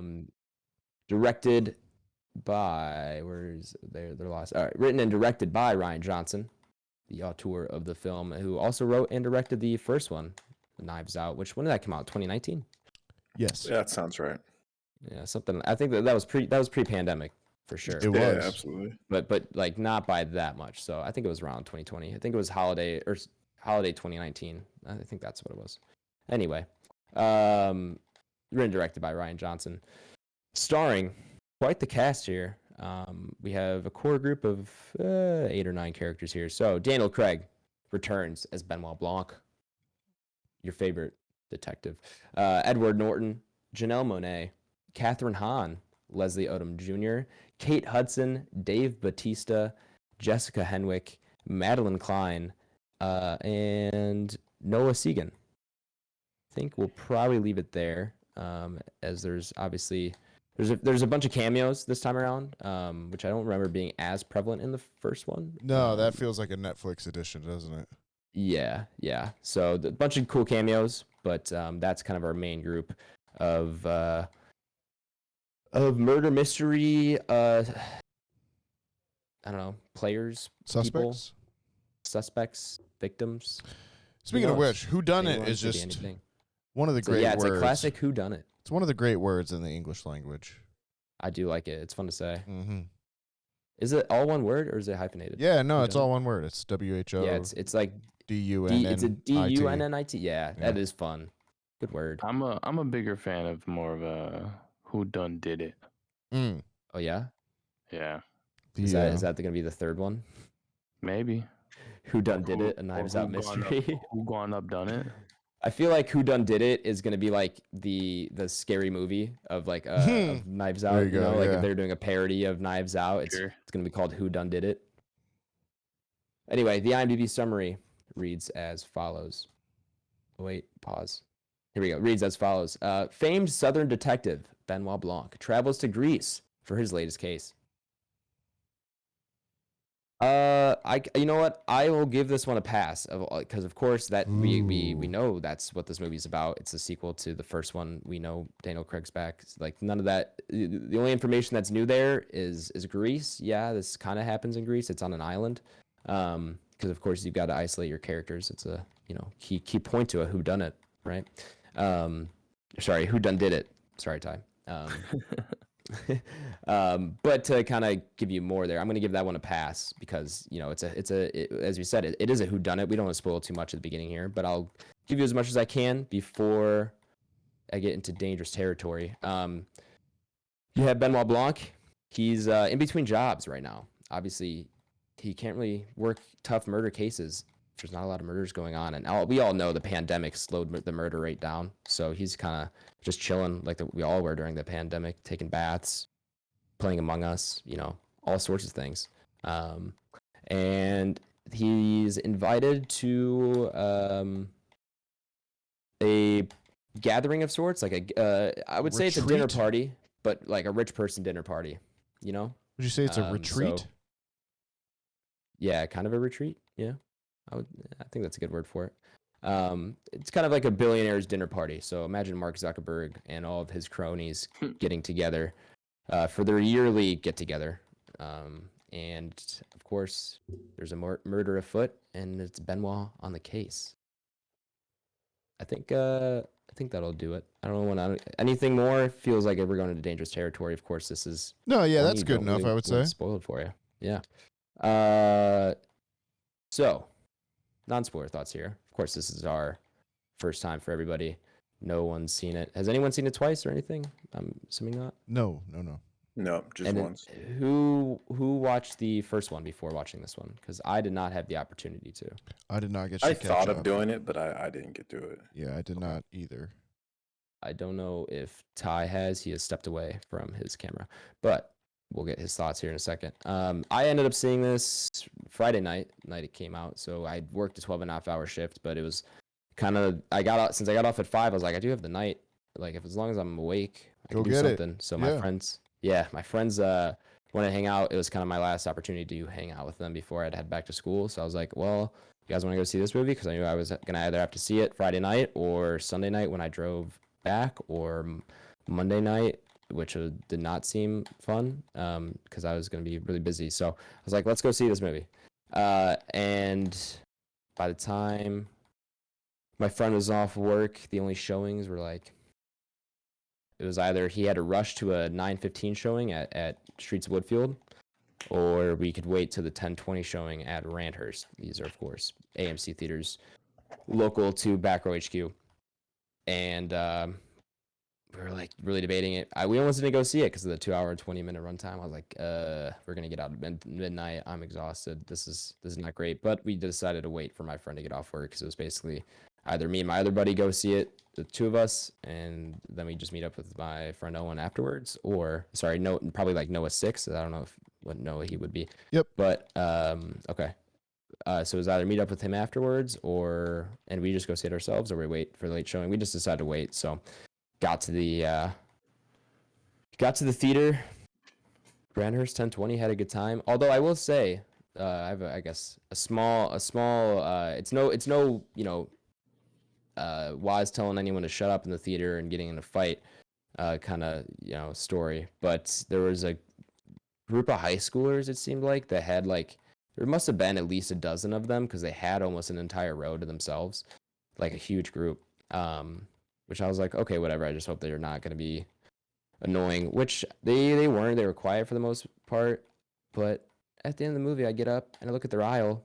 They've just been like spilling popcorn all over the place. Like it's all over the seats. There's half a large, like just spilled on the ground. I'm like, what the hell? Like someone's got to clean that up. You just made someone's night that much worse. It's midnight. These poor AMC workers want to go home. They're also in high school. They're like barely want to be there, of course, because it's the Friday after Thanksgiving. So I was like, come on. I think that's congratulations, Adam. You have reached old age. Yeah. For sure. That's all I'm saying. That's how you know you're getting older. Oh, for sure, dude. Motherfuckers made a mess. That was a good old man moment. Disrespectful. Come on, man. Someone's got to clean that up. Yeah, someone's got to clean that up. If you have to work a retail job, a restaurant job, or something like that to really gain appreciation and compassion for, the people the service workers that you encounter wherever that is. And I just felt for the group of people who were about to go into the theater and clean up that mess, because I would have been pissed. Anyway, all right, thoughts here on the movie. I really enjoyed it. I don't know. I really wish, Tyler, you were gone. Did you have a chance to rewatch the first one before you watched this one? No. Okay. So none of us did, which was unfortunate because I really wanted to, but just, with it being Black Friday week and everything, that was just not really that feasible. So I wish I had rewatched the first one because I haven't seen it since theaters, but I remember a decent amount of it, and so I wasn't too worried. Do definitely like this one. I will still want to rewatch the first one so I can kind of get a gauge on which one I like better. But without having rewatched it, I think this comes very, very close to being just as good, if not better, than the first one. Again, that's, asterisks because I would need to rewatch to freshen up the opinion on there. But this was really enjoyable, and it's a very appropriate sequel. If you like the first one, you are not going to be disappointed at all. It is not. It's hard to say it's more of the same because it's not. Like there's a lot quite different that they switch up with this, and you'd expect like a whodunit. Like there's only so much they can change up, but there's quite a good story here. Quite a great, compelling cast of characters that are all fantastically casted, and there's just it's fun. It's a good movie. A lot of comedy to it as well, in the right spots. So I definitely recommend this one without a doubt. This has been one of the better films I feel like I've seen in theaters in a little bit. So yeah, I'll pick up there where you kind of left off as well too. I would back up most of what you've said in that it is just a blast. I really had a good time in the theater watching this. Most fun I've definitely had, I think, at the movies since maybe Bullet Train or so. And I think Bullet Train. That's definitely a rival for this one as well too. I feel like he has turned up the comedy factor in this one a bit more than the first one was. While also maintaining that kind of, again, good story, compelling mystery, I think, as well, too, of, who the whodunit is. And also that kind of expectation of what a whodunit mystery is, and kind of some Rian Johnson-esque inversions along the way in terms of structure and kind of how he presents the mystery to you, and where in the overall storyline, certain reveals take place and that kind of thing. And yeah, similar to what you said as well too. The first one was definitely an ensemble piece. This is very much along that same vein where you have a big group of very talented actors all having a blast. So I feel like that's almost a palpable sensation in this movie. Like within minutes, I'm like, oh God, I'm back with Benoit. I'm safe. Like he is just the best. He has a little Ted Lasso about him as well too, I think. He does this time around. He's a lot less serious. Yeah, particularly the comedy particularly aspect, as we said, kind of got cranked up in this one, which yeah. fits so well. Yeah, I very much enjoyed it, and brings it back, you know, that mystery thriller genre into the comedy elements a little bit too, which is, you know, kind of like you do have those Get Smarts, those Pink Panthers. You know, there is a little bit of history of that as well too. So Sure. I really enjoyed this. I had a very, very good time as well too. So I'll kick it off to either Tyler or Blake. Yeah, I guess I'll go. Like I said, I wish I would have rewatched the first one before I kind of jumped off the deep end of this. But yeah, overall, I liked it. I went in figuring that I would definitely have an enjoyable movie. I think Nathaniel hit it on the head because that's what I was comparing it to. What I was sitting there, I was like, oh, this is definitely the most fun I've had in a theater since Bullet Train, where it's like it's just a movie that's for everybody. There's funny scenes, there's comedic undertones, there's a great cast. Kind of comparing them one and one while I was sitting there. I was like, I do think lost my train of thought. While sitting there comparing them one on one, I do believe that I like Bullet Train more, or that I enjoy Bullet Train more. I would say that much. As well as I probably like the first Knives Out, or not the first Knives Out. I probably like the first film of this, Knives Out, more than Glass Onion. But yeah, overall, it's still really good. I mean, it's, you know what you're signing up for. It's as Ty said, it's a who done did it. Anybody who's kind of on board with that shit is certainly gonna like the film. So yeah, it's good. It keeps you guessing the whole time. I'll tell you that much. But yeah, overall, I like it.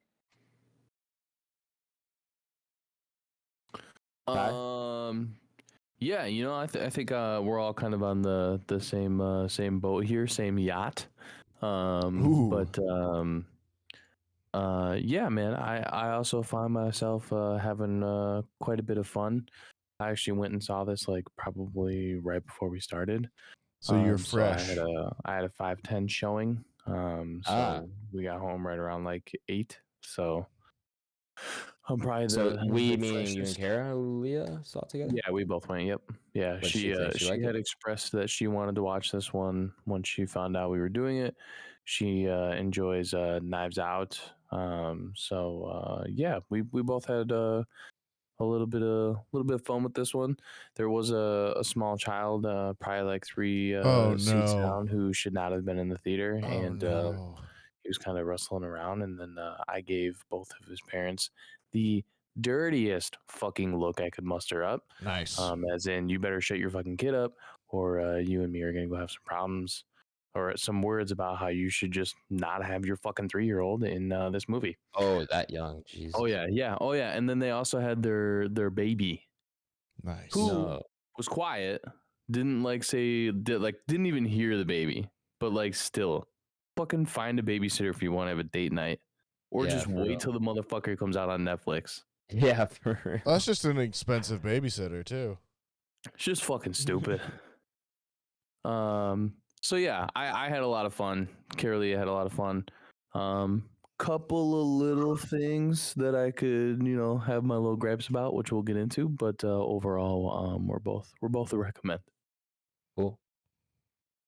Well, I think that's a recommend all around, and I don't know how much non-spoiler stuff there is to discuss. This is such a spoiler-filled movie, so I think we're gonna go ahead and head into spoilers. So if you've not seen if you've not seen Glass Onion, and you do not want to spoil it for you, go ahead, check that episode description, where you'll find a timestamp you can jump to, or you'll be taken to the ranking of the movie Hop Upon the Entropy list. Hop Upon. Also coming to Netflix December 23rd, so be prepared for that. No more new to streaming. No, we said no, Nathaniel.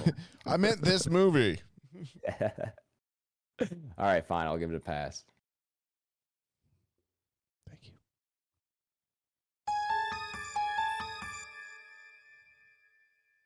I've played the spoiler noise. Shit has gone down.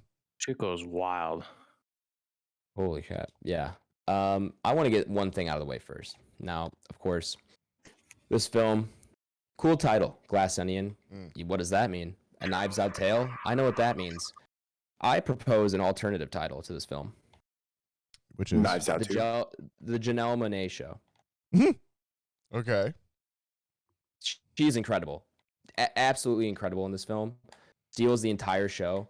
And my favorite part about it, that's like not even present for the first third half of the movie. You know, you guys know the point I'm talking about, obviously. You know, her the reveal. Yeah, the big reveal kind of the real plot going on underneath everything that we've seen. Because, you know, up until then, she's just kind of splitting screen time with everyone else. And then she becomes the main character of the story.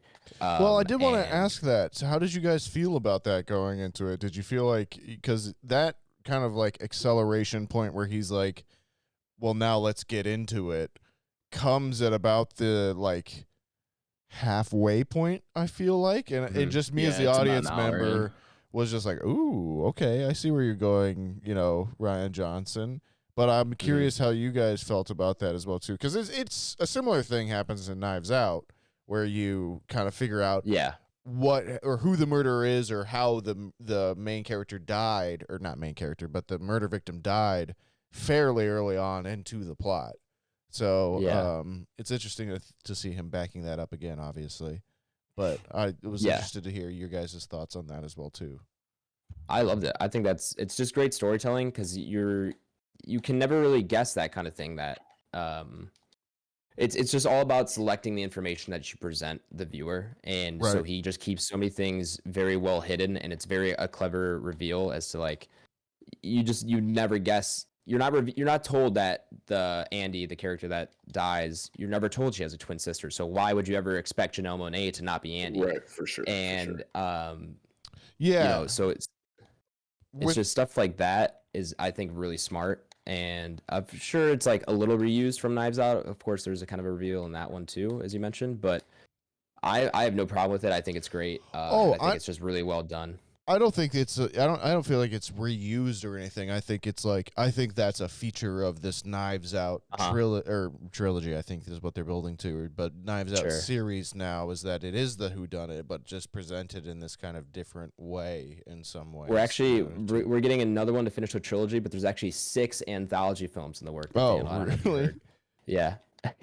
Everything's a franchise. Which I hope it's just him just slowly collecting just like working class women who help him solve crimes as well too, you know, and then they just form a sub team of just, you know, there's certainly a continuation of themes there between films with the rich, fuck the rich upper class. 100%. So how cool is Daniel Craig to be able to go from like fucking like 007, one of the most iconic fucking action stars on the face of the planet, and then you also get to be like one of the coolest, like fucking most southern version of Sherlock Holmes that we could possibly just that pure genteel, like he is the idealized southern hospitality like incarnate, you know, just always look on the bright side. We'll get through it, okay, you know. I apologize for my presence. It's just he's such a just a breath of fresh air, I feel like. He does stand out. That's just also great character building too, because he stands out as, like you said, that southern guy when the rest of these characters are kind of built to not be all that likable. Like, of course, you're like there's humor to like their character as far as like, Dave Bautista is a right-wing Twitch streamer. Right. They're just like stereotypical characters. Yeah, exactly. Like, they're just very eccentric. They're very played up. It's you know, all of those, and then you just have him contrasted against all of that makes him stand out in his own way, and really plays up his southernness and everything. Yeah, and he leans into the character a little bit too. Like I love that bit where he just drops the act and solves Edward Norton's mystery in just 2 seconds, you know? Yeah, he's playing, Benoit Blanc is playing a friendly version of Benoit Blanc. Yeah. When he's like, I'm not here for the fucking game.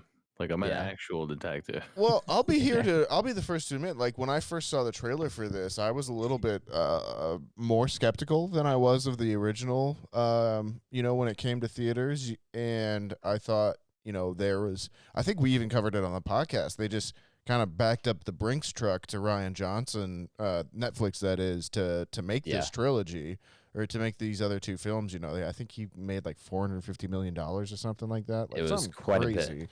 Yeah, and I'm just happy to hear that see that he's kind of stuck to his storytelling roots and his guns there, and has really still put the craft first, and is so incisive with who he's aiming at and what he's trying to say, while also just, creating this great little ride that you're along the way for, 100%.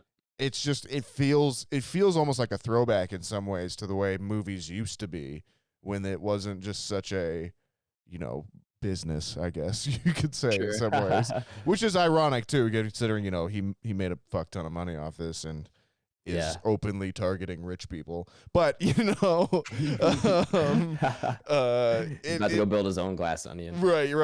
Well, capitalism always wins.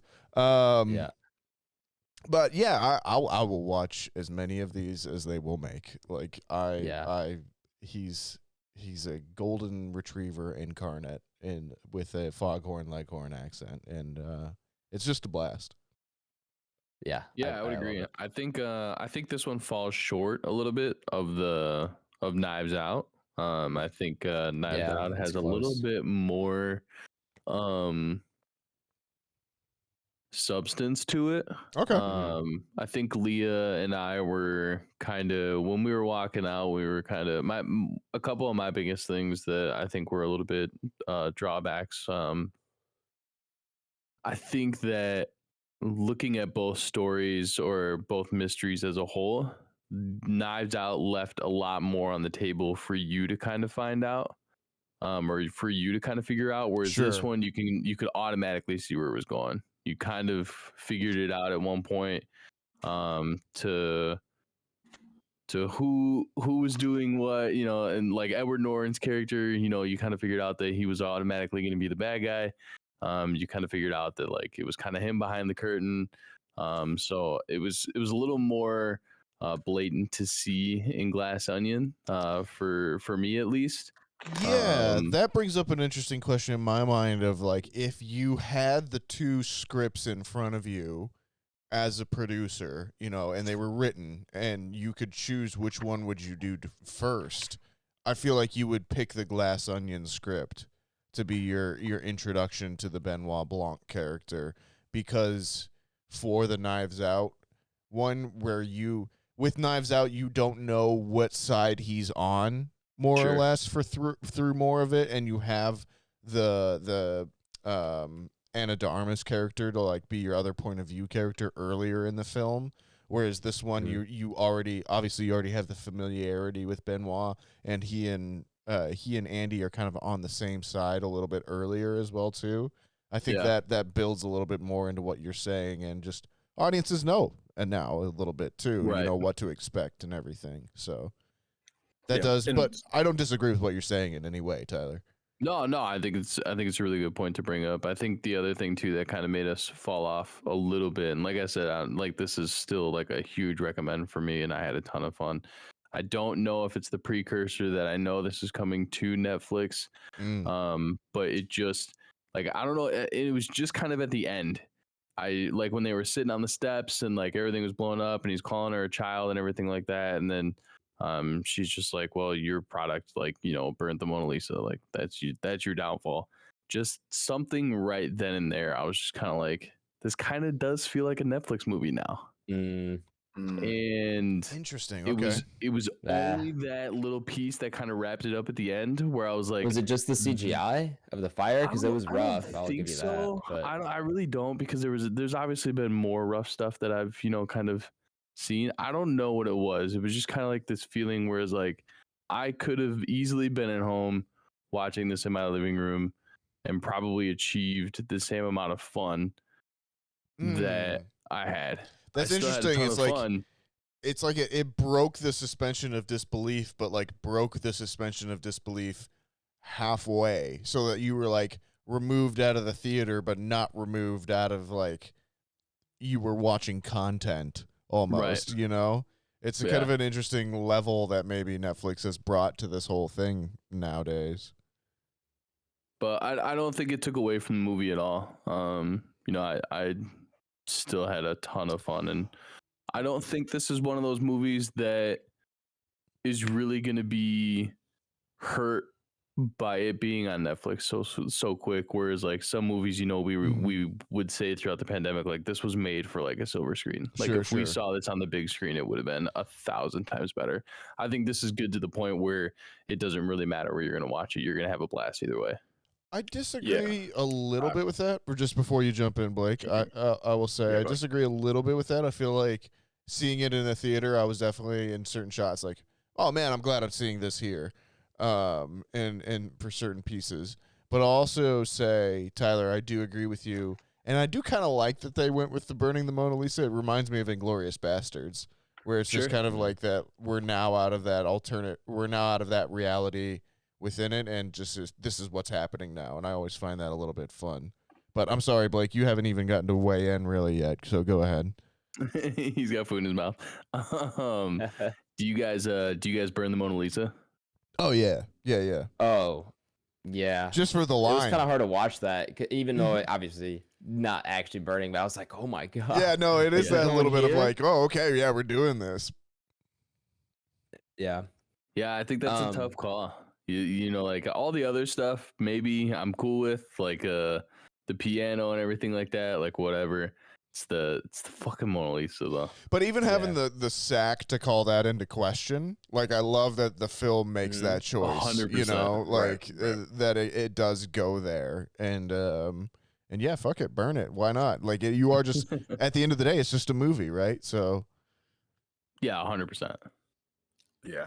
So real quick, what I wanted to jump back on, in terms of seeing the movie in a theater versus kind of seeing it at home, I do think this is something that would be palatable watching on a Netflix at home.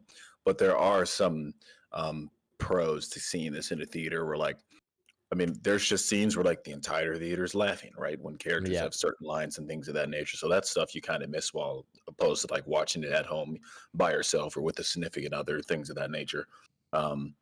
To backtrack even further than that, I would have to grab some trail mix. So that's actually what I was chewing on when Nathaniel called me out. But Ty, did you mention, and I thought I heard kind of the end of your thoughts on this, was that you were able to kind of see through and assume that Edward Norton's character was behind it? Is that kind of what I was hearing? Yeah, to an extent. So as soon as we got to the part where Andy's sister's revealed. Oh, okay. Okay. And we know that she is now a twin. Because I originally had. I had it was either Birdie or a combination of Birdie and Edward Norton's character.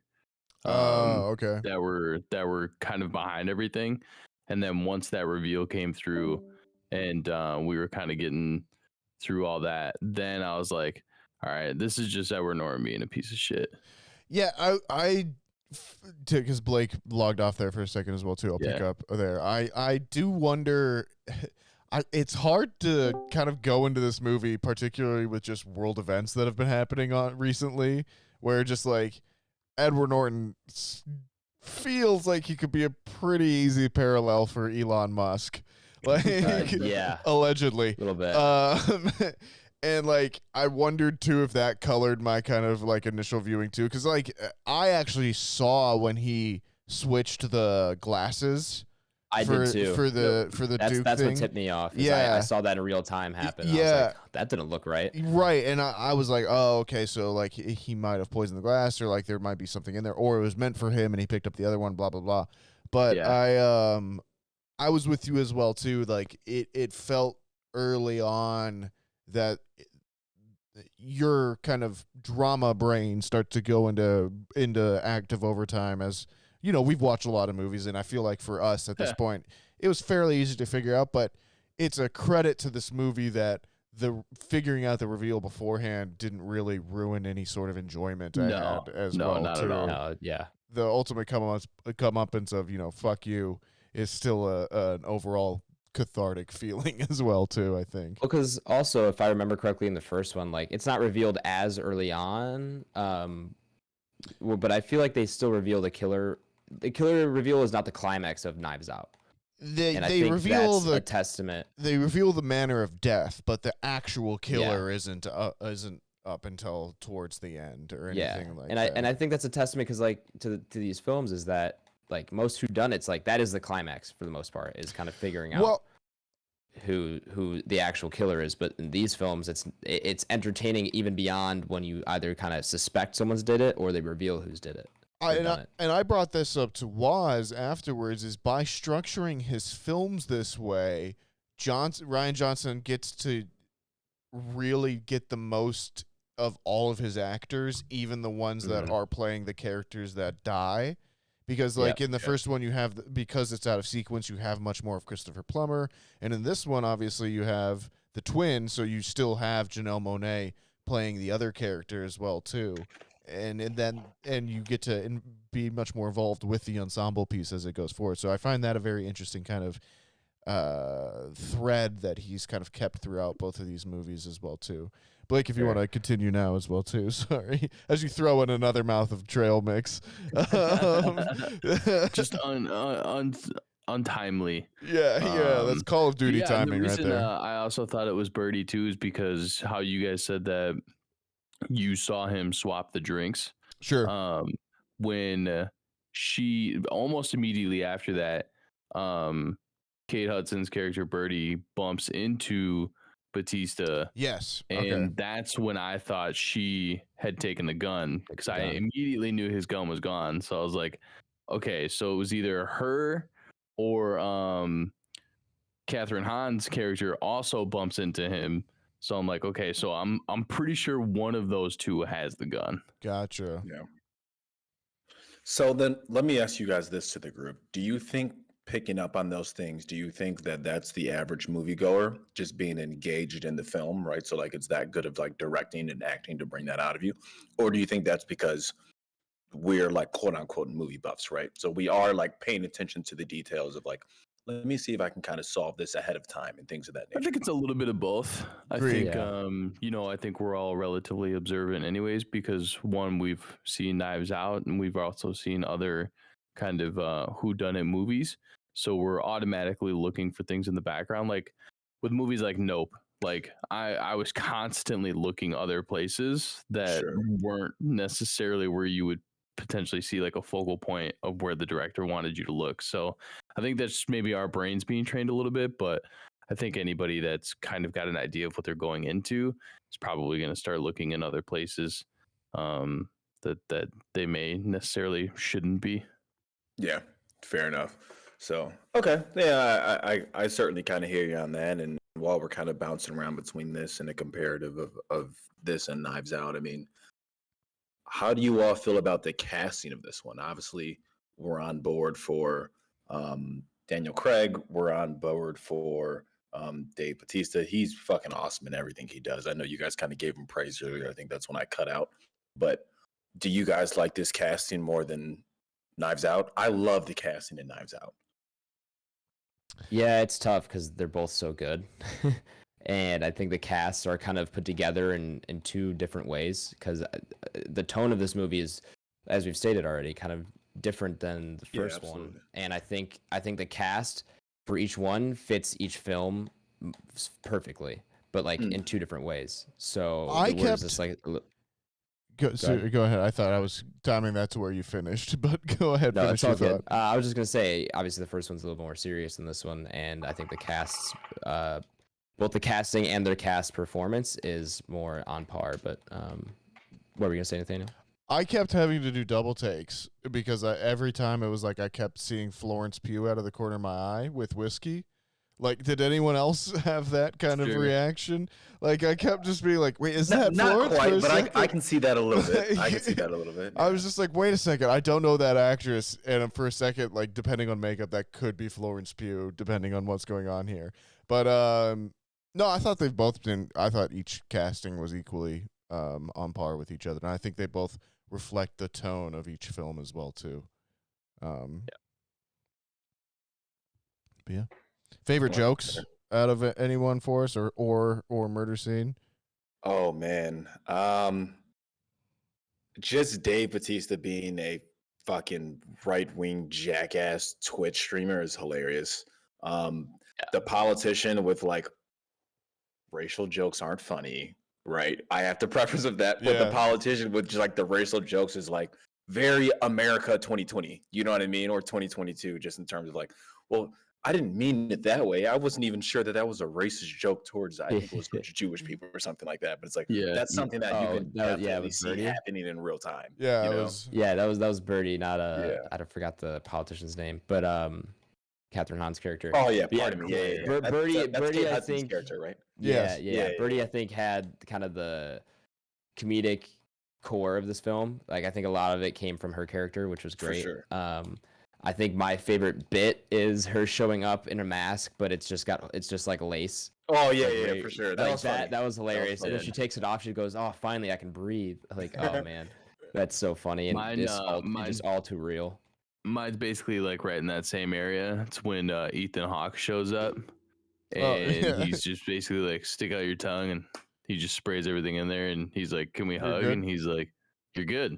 He's like, "What do you mean?" He's like, "You're good." It's just like rich people have a cure.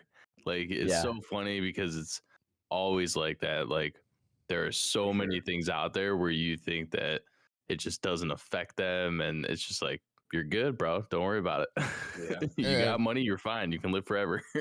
In that same vein, it was the double joke of them like leaving their baggage for me, and then in the next scene in the background, the dog, the robot dog with everything on top of it. Yeah, and it just never comes back again. It's just in that scene. Yeah, it's just a one. Yeah. That really got me as well too. Yeah, there's a lot of good stuff in here. I love, dude. I was cracking up at the Kareem Abdul-Jabbar cameo. I was dying. We need to touch on that. Yeah, dude. I was dying. Serena Williams. Yeah, the Serena Williams ones is good too. She's like just listening to all this shit about like real ass like murder and everything, and then she's just kind of like, well, y'all want to work out or not? I'm on the clock. Yeah, the Serena Williams cameo, I'm kind of like watching her in the background, and obviously they're in a rich resort house, whatever you want to call it. So I'm like, I don't know if this is just kind of like a live like image.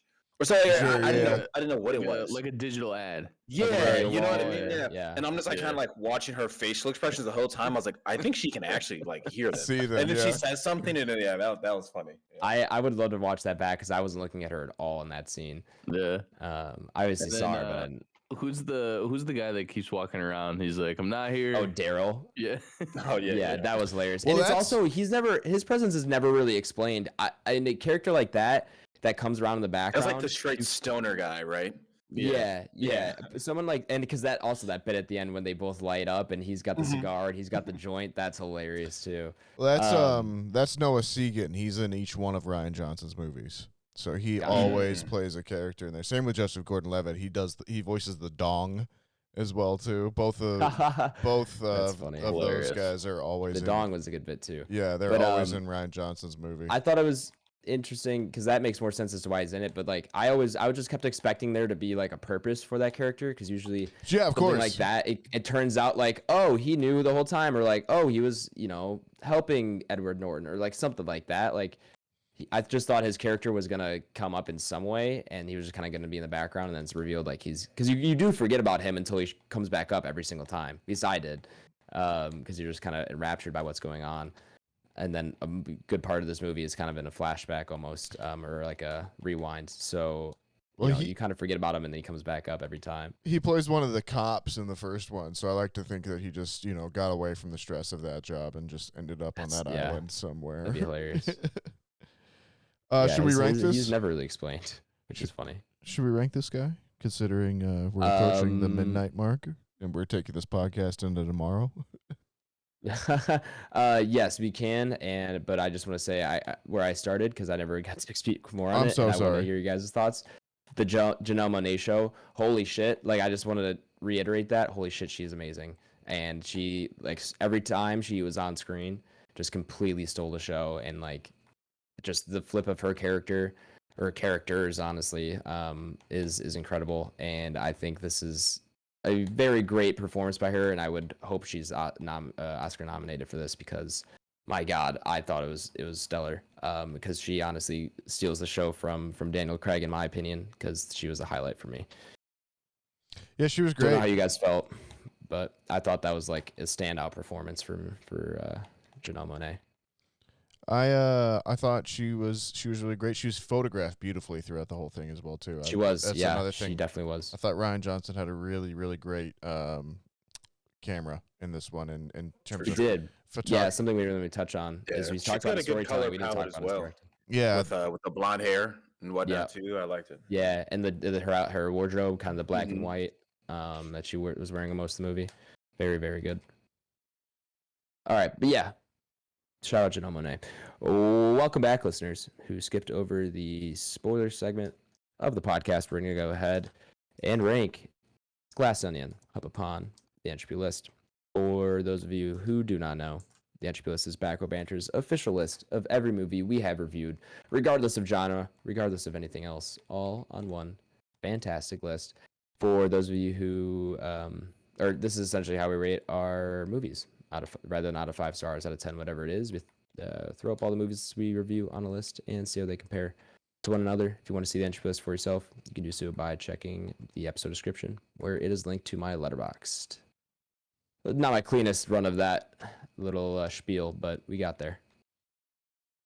Anyway. Glass Onion.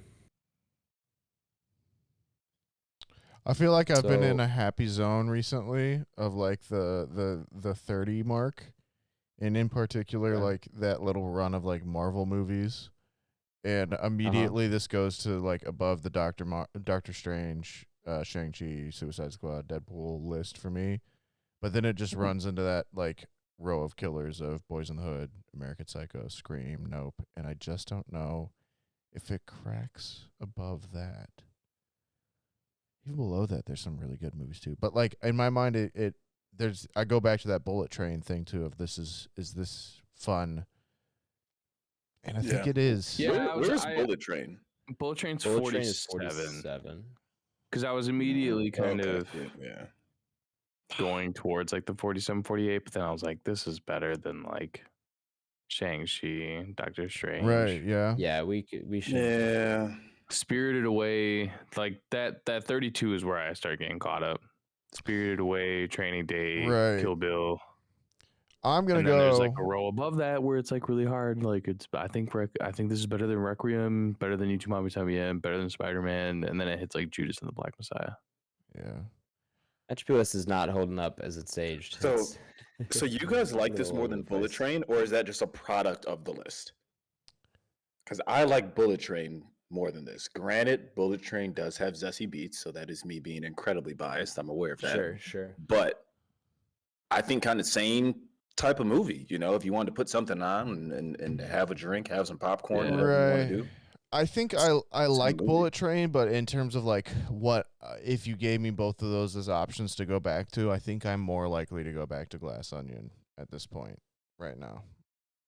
And that's just might be personal preference as well too. Sure. So you know, so with that in mind, I'm gonna put this guy at 40, right below Boys in the Hood, right above Doctor Strange, Multiverse of Madness. 40. Okay. Solid. I'm right there with you. That's kind of where I had it before you said that, and now that you say that, that just kind of cements the fact that I think that's a good spot for it. So 40 for me as well. I think I'm gonna be with Blake on this one. Bullet Train's really, really hard to pass up. Yeah. And I literally and figuratively. Ayo. Yeah. And I think like if I think back to Bullet Train and how much fun I had, Bullet Train's awesome. And Thomas, you know, yeah, I'm like it is. on like a second rewatch of that. I think that if I were to rewatch both of these, that I think Bullet Train would probably come out on top for me. Yeah. I really, really do like Coherence, but I think this is just I think this peaks out just a little bit above on the fun factor. Coherence, I gotta kind of sit there and I want to dig in a little bit, especially on a first time view. That's fair. Because I remember when I first watched that, I'm like my mind was just like fucking jello. Oh, it's a fun one for sure. Yeah. So I think I'm gonna put this at 48. Yeah, I think. Go ahead, Adam. What are you saying? No, I'm just. Bullet Train was fun. Yeah, Bullet Train's awesome, man. You get the Thomas the Train jokes. You get you get a black and white siblings joke. You got Bad Bunny in there. You get everything in there. Yeah, you got Bad Bunny in there. Yeah, I don't think I can put this above Bullet Train. I like Coherence. Now, obviously, it's a product with Entropy list because I do like this more than like Shang-Chi, Doctor Strange, XYZ. No, yeah. We already know those types of things. But if I'm kind of sticking to the script and like ranking off genre, which is usually what this list kind of turns into, you kind of rank it off like what's like, kind, and similar. I gotta go below Bullet Train. I like Coherence. I actually really like Doctor Sleep a lot, so I think I'm gonna go 51. Oh, okay. All right. Yeah, I might change to actually go agree with Tyler. I think Bullet Train, and then because you also have Top Gun Maverick and Pig. Yeah, and Kill Bill. Top Gun's a good movie too, for sure. And maybe we don't give it its flowers, right? But yeah, that was a very awesome movie. Yeah, considering it's I think I'll go sequel. Right at 48 with Ty. Actually, I'm sorry, Nathaniel. I'm gonna hold fast at 40. You're good. Yeah. 51. You said, Blake. Yeah, it's fine. I'm gonna go. I like the horror aspect. All right, well, that total. In Tokyo Drift's a classic. DK. Ranking, yes. Donkey Kong. DK, baby. No, Drift King. Oh, we never did trailer talk. Well. Oh well. Yeah, well. Yeah. We can get to it next week. Anyway. Yeah, so that gives us an average rating, or ranking, I should say, at 46.75, meaning we'd have to tie break it with Top Gun Maverick, which, even though this says an 8-1, I think Top Gun's probably higher. Probably is, but before I look up and reveal the Top Gun ranking, do we want to give a Back Row Banter tie break? Do we want it above or below Top Gun? I'm fine with it being below Top Gun. I'm sorry, what was that, Nathaniel? I said I'm fine with it being below Top Gun, since I was the highest on there for it, like between the two. Below Top Gun, as in. So Top Gun would take 46. I'm having a brain fart, bro. It's midnight. Top Gun would take 46. Glass Onion would take 47. Yeah. Okay. Because it's coming from 46. Yep. I'm fine with that. Top Gun's an awesome movie. That's kind of hard to go against the grain. All right, so Top Gun at 46. This goes to 47. Yeah, we gotta break up that fucking Marvel superhero. Yeah, that block is a little weird. We need to do a lot. Yeah, we were a little overzealous with those. Hey, new format. Maybe we'll get to it one week. Let's get out of here though, because it is midnight. It is midnight. It's late. All right, 47. All right, we have Glass Onion saved at 47. Our next review is going to be a fun one. I said earlier I want a John Wick holiday special, and this is about as close as we can get. Yeah, you're right with that much. You definitely won't get a John Wick Halloween movie. That'd be some shit. Yeah. So join us next week for a review of Violent Night. That's violent, not silent. Violent Night. This is the David Harbour John Wick Santa Claus Nobody style movie. Actually, it's an action Christmas movie. Will it compare to Die Hard? Who knows? But it looks entertaining, and I'm all on board for some John Wick action, and I'm all on board for David Harbour. Love that guy. So join us next week. I believe that's only in theaters, if I'm not mistaken. Yeah, I believe so. Don't think that's streaming anywhere. So join us next week, or go out, see Violent Night, get in that holiday spirit, and then join us next week for our review. Nathaniel, do we have a 5-star review, or do we want to skip this week and just? Yeah, we got a 5-star review, but let's get out of here. All right, we'll save that for next week. Email, we don't have any emails, but if you want to email us, give us your feedback. As I was saying at the top of the show, we want to hear from you. If you are cool with these changes, if you want us to kind of keep some of that old stuff around, whatever it is, just let us know how we're doing and what we can do best to suit you. So send us an email with all of that at backrowbanterpod@gmail.com. Follow us on, or share the podcast, of course, a friend, a family member, a fellow disruptor. Yeah, that was awesome. And do all that. We need your help to grow. And anything you can do is much appreciated.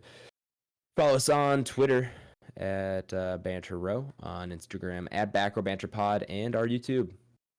We're just Back Row Banter. Short, sweet, and simple over there on YouTube. BlakeHolder, where can the people find you at, my man? Letterboxd, BlakeHolder. I'll be on there logging some things. I'm rating them out of 5 stars, giving some reviews every once in a while. Looking at the entry list, fellas, I just realized Die Hard is 72, so it'll be interesting to see where the next Christmas movie ranks with it. Which that is awfully low. When I did look at that, I was like, wow, that seems awfully low. So the entry list as it's going on, the entry list is, fellas. That's what we're ranking. Entry list is like a nuclear reactor. It's just like the more fusion or whatever, more uranium you add, the more unstable it gets. Yeah, for sure. So we'll see where Violent Night ranks in at. But yeah, that's where I'm at. Popcorn Ty. Twitch.tv/ultrabajo87 and Letterboxd, Twitter, and Instagram all Tyler Vidalis, VIDALES. Nathaniel. Twitter and Letterboxd at NS Gingrich. You can find me on Instagram at NathanielG92. Other podcasts, Sandpiper Tapes. Bye. That just leaves me. I'm on Twitter at H24.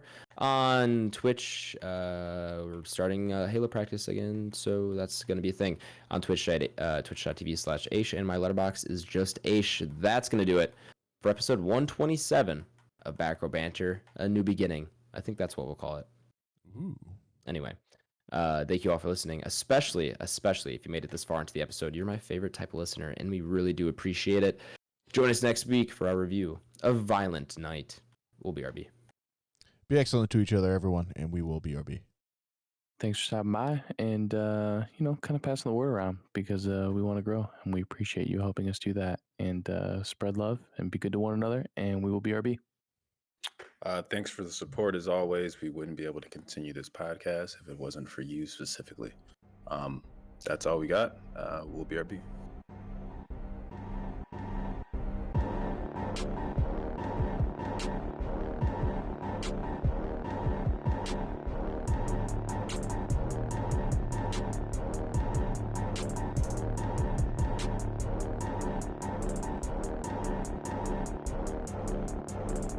America.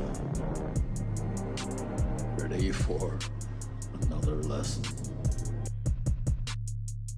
So while we're here, fellas, I came across an Instagram page that may quietly be one of the best Instagram pages I've ever come across. Let me see if I can find it again. I think I saved impressive. it.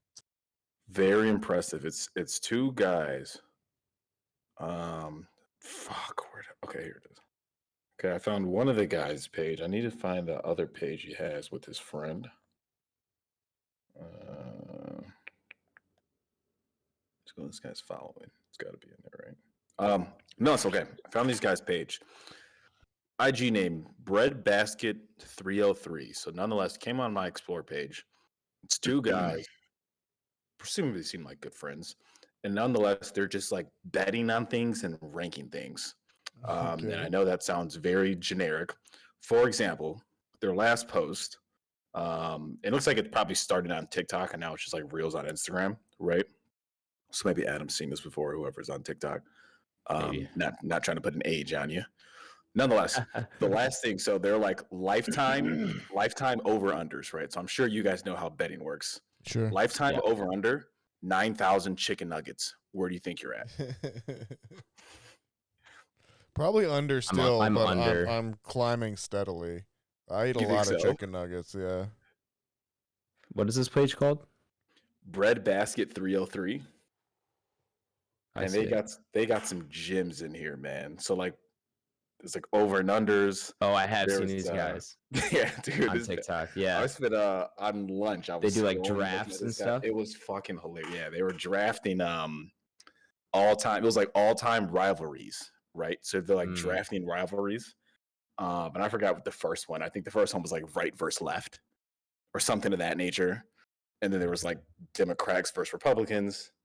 Then like there was like God versus the devil, and like things of that nature. It was just really funny. You start kind of contemplating all of like the potential rivalries you can have. I would guess I'm under.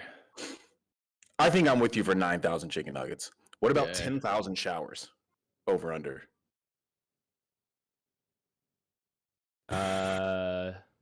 22. That's tough. I'm at a push. I'm at exactly 10,000. My next will be my 10,000 and first. Let me do the math. If I'm 22 times Right, it's about 365, right? 100. And you gotta said think- 10,000 showers? 10,000. 10,000 showers. Sounds like a song. I am probably under, but not by a lot. Yeah. Actually, 'Cause you yeah, gotta I'm think, you're at- almost definitely under. Yeah, because I didn't. What's 365 times, I don't know, times 15? I don't know. I gotta pull that up off the top of my head. 365 times 15 is 5,475. Jeez. Okay. And that's just if you showered once a day. There's obviously doubles in there. Yeah, I Right. was gonna say between like football or like It's when tough, you're yeah, sick it's and tough, stuff like man. that. Because like Yeah. and like obviously for the first couple of years of your life you don't shower. Right. You only bathe. Yeah. Right. So I would say even if I'm at 365 times 25, I'm at 9,125. So I would bet that I'm probably over on 10. Sure. Yeah, actually, I'm pretty well under at it, but that's funny. They had one. I saw this one on TikTok. They had a. Was it the draft or the over-unders? It was I've seen their drafts a lot. Yeah, on they got TikTok. they got like 3 different categories that are funny. The drafts are funny. The They did a over-unders bald are guy funny. draft. Oh yeah. It has Richard Jefferson. Yeah, Richard Jefferson. Who was the number 1 pick? Was it The Rock? Can you guys hear that? Of 2022. And that's not a knock on her. I think she's beautiful. All the bald love. That bald head is in the news. We are going to go to, and again, I know we're going to get hated. It's predictable. I still think it's a superstar bald head. Give me Shaq. Over a Chuck? Yeah, over a Chuck. Again, that's fair.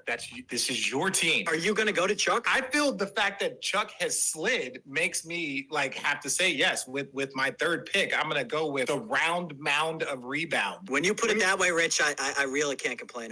He is the basketball bald head. Number 3, we're going to a controversial bald head. We don't really want to discuss his play. Give us Johnny Sins. Okay. I really like your pick.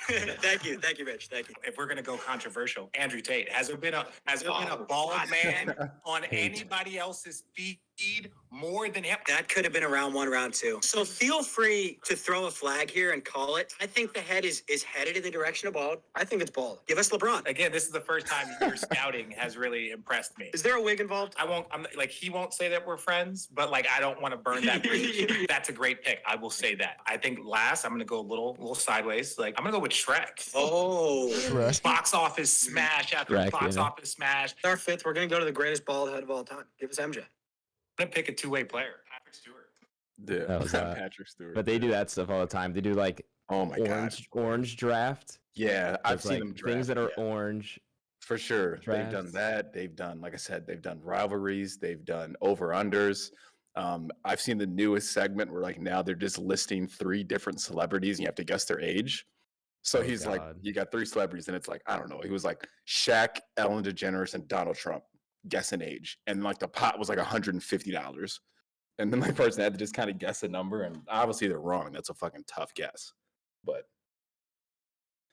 yeah, fellas, I was thinking we might have to put together a quick draft of ourselves. We'd have Should to we do figure out that a, for we'd have to figure out a for our- category, Should Adam. we do that for our first ever casual segment? Possibly. Possibly. What do we want Yeah, to draft? I don't know.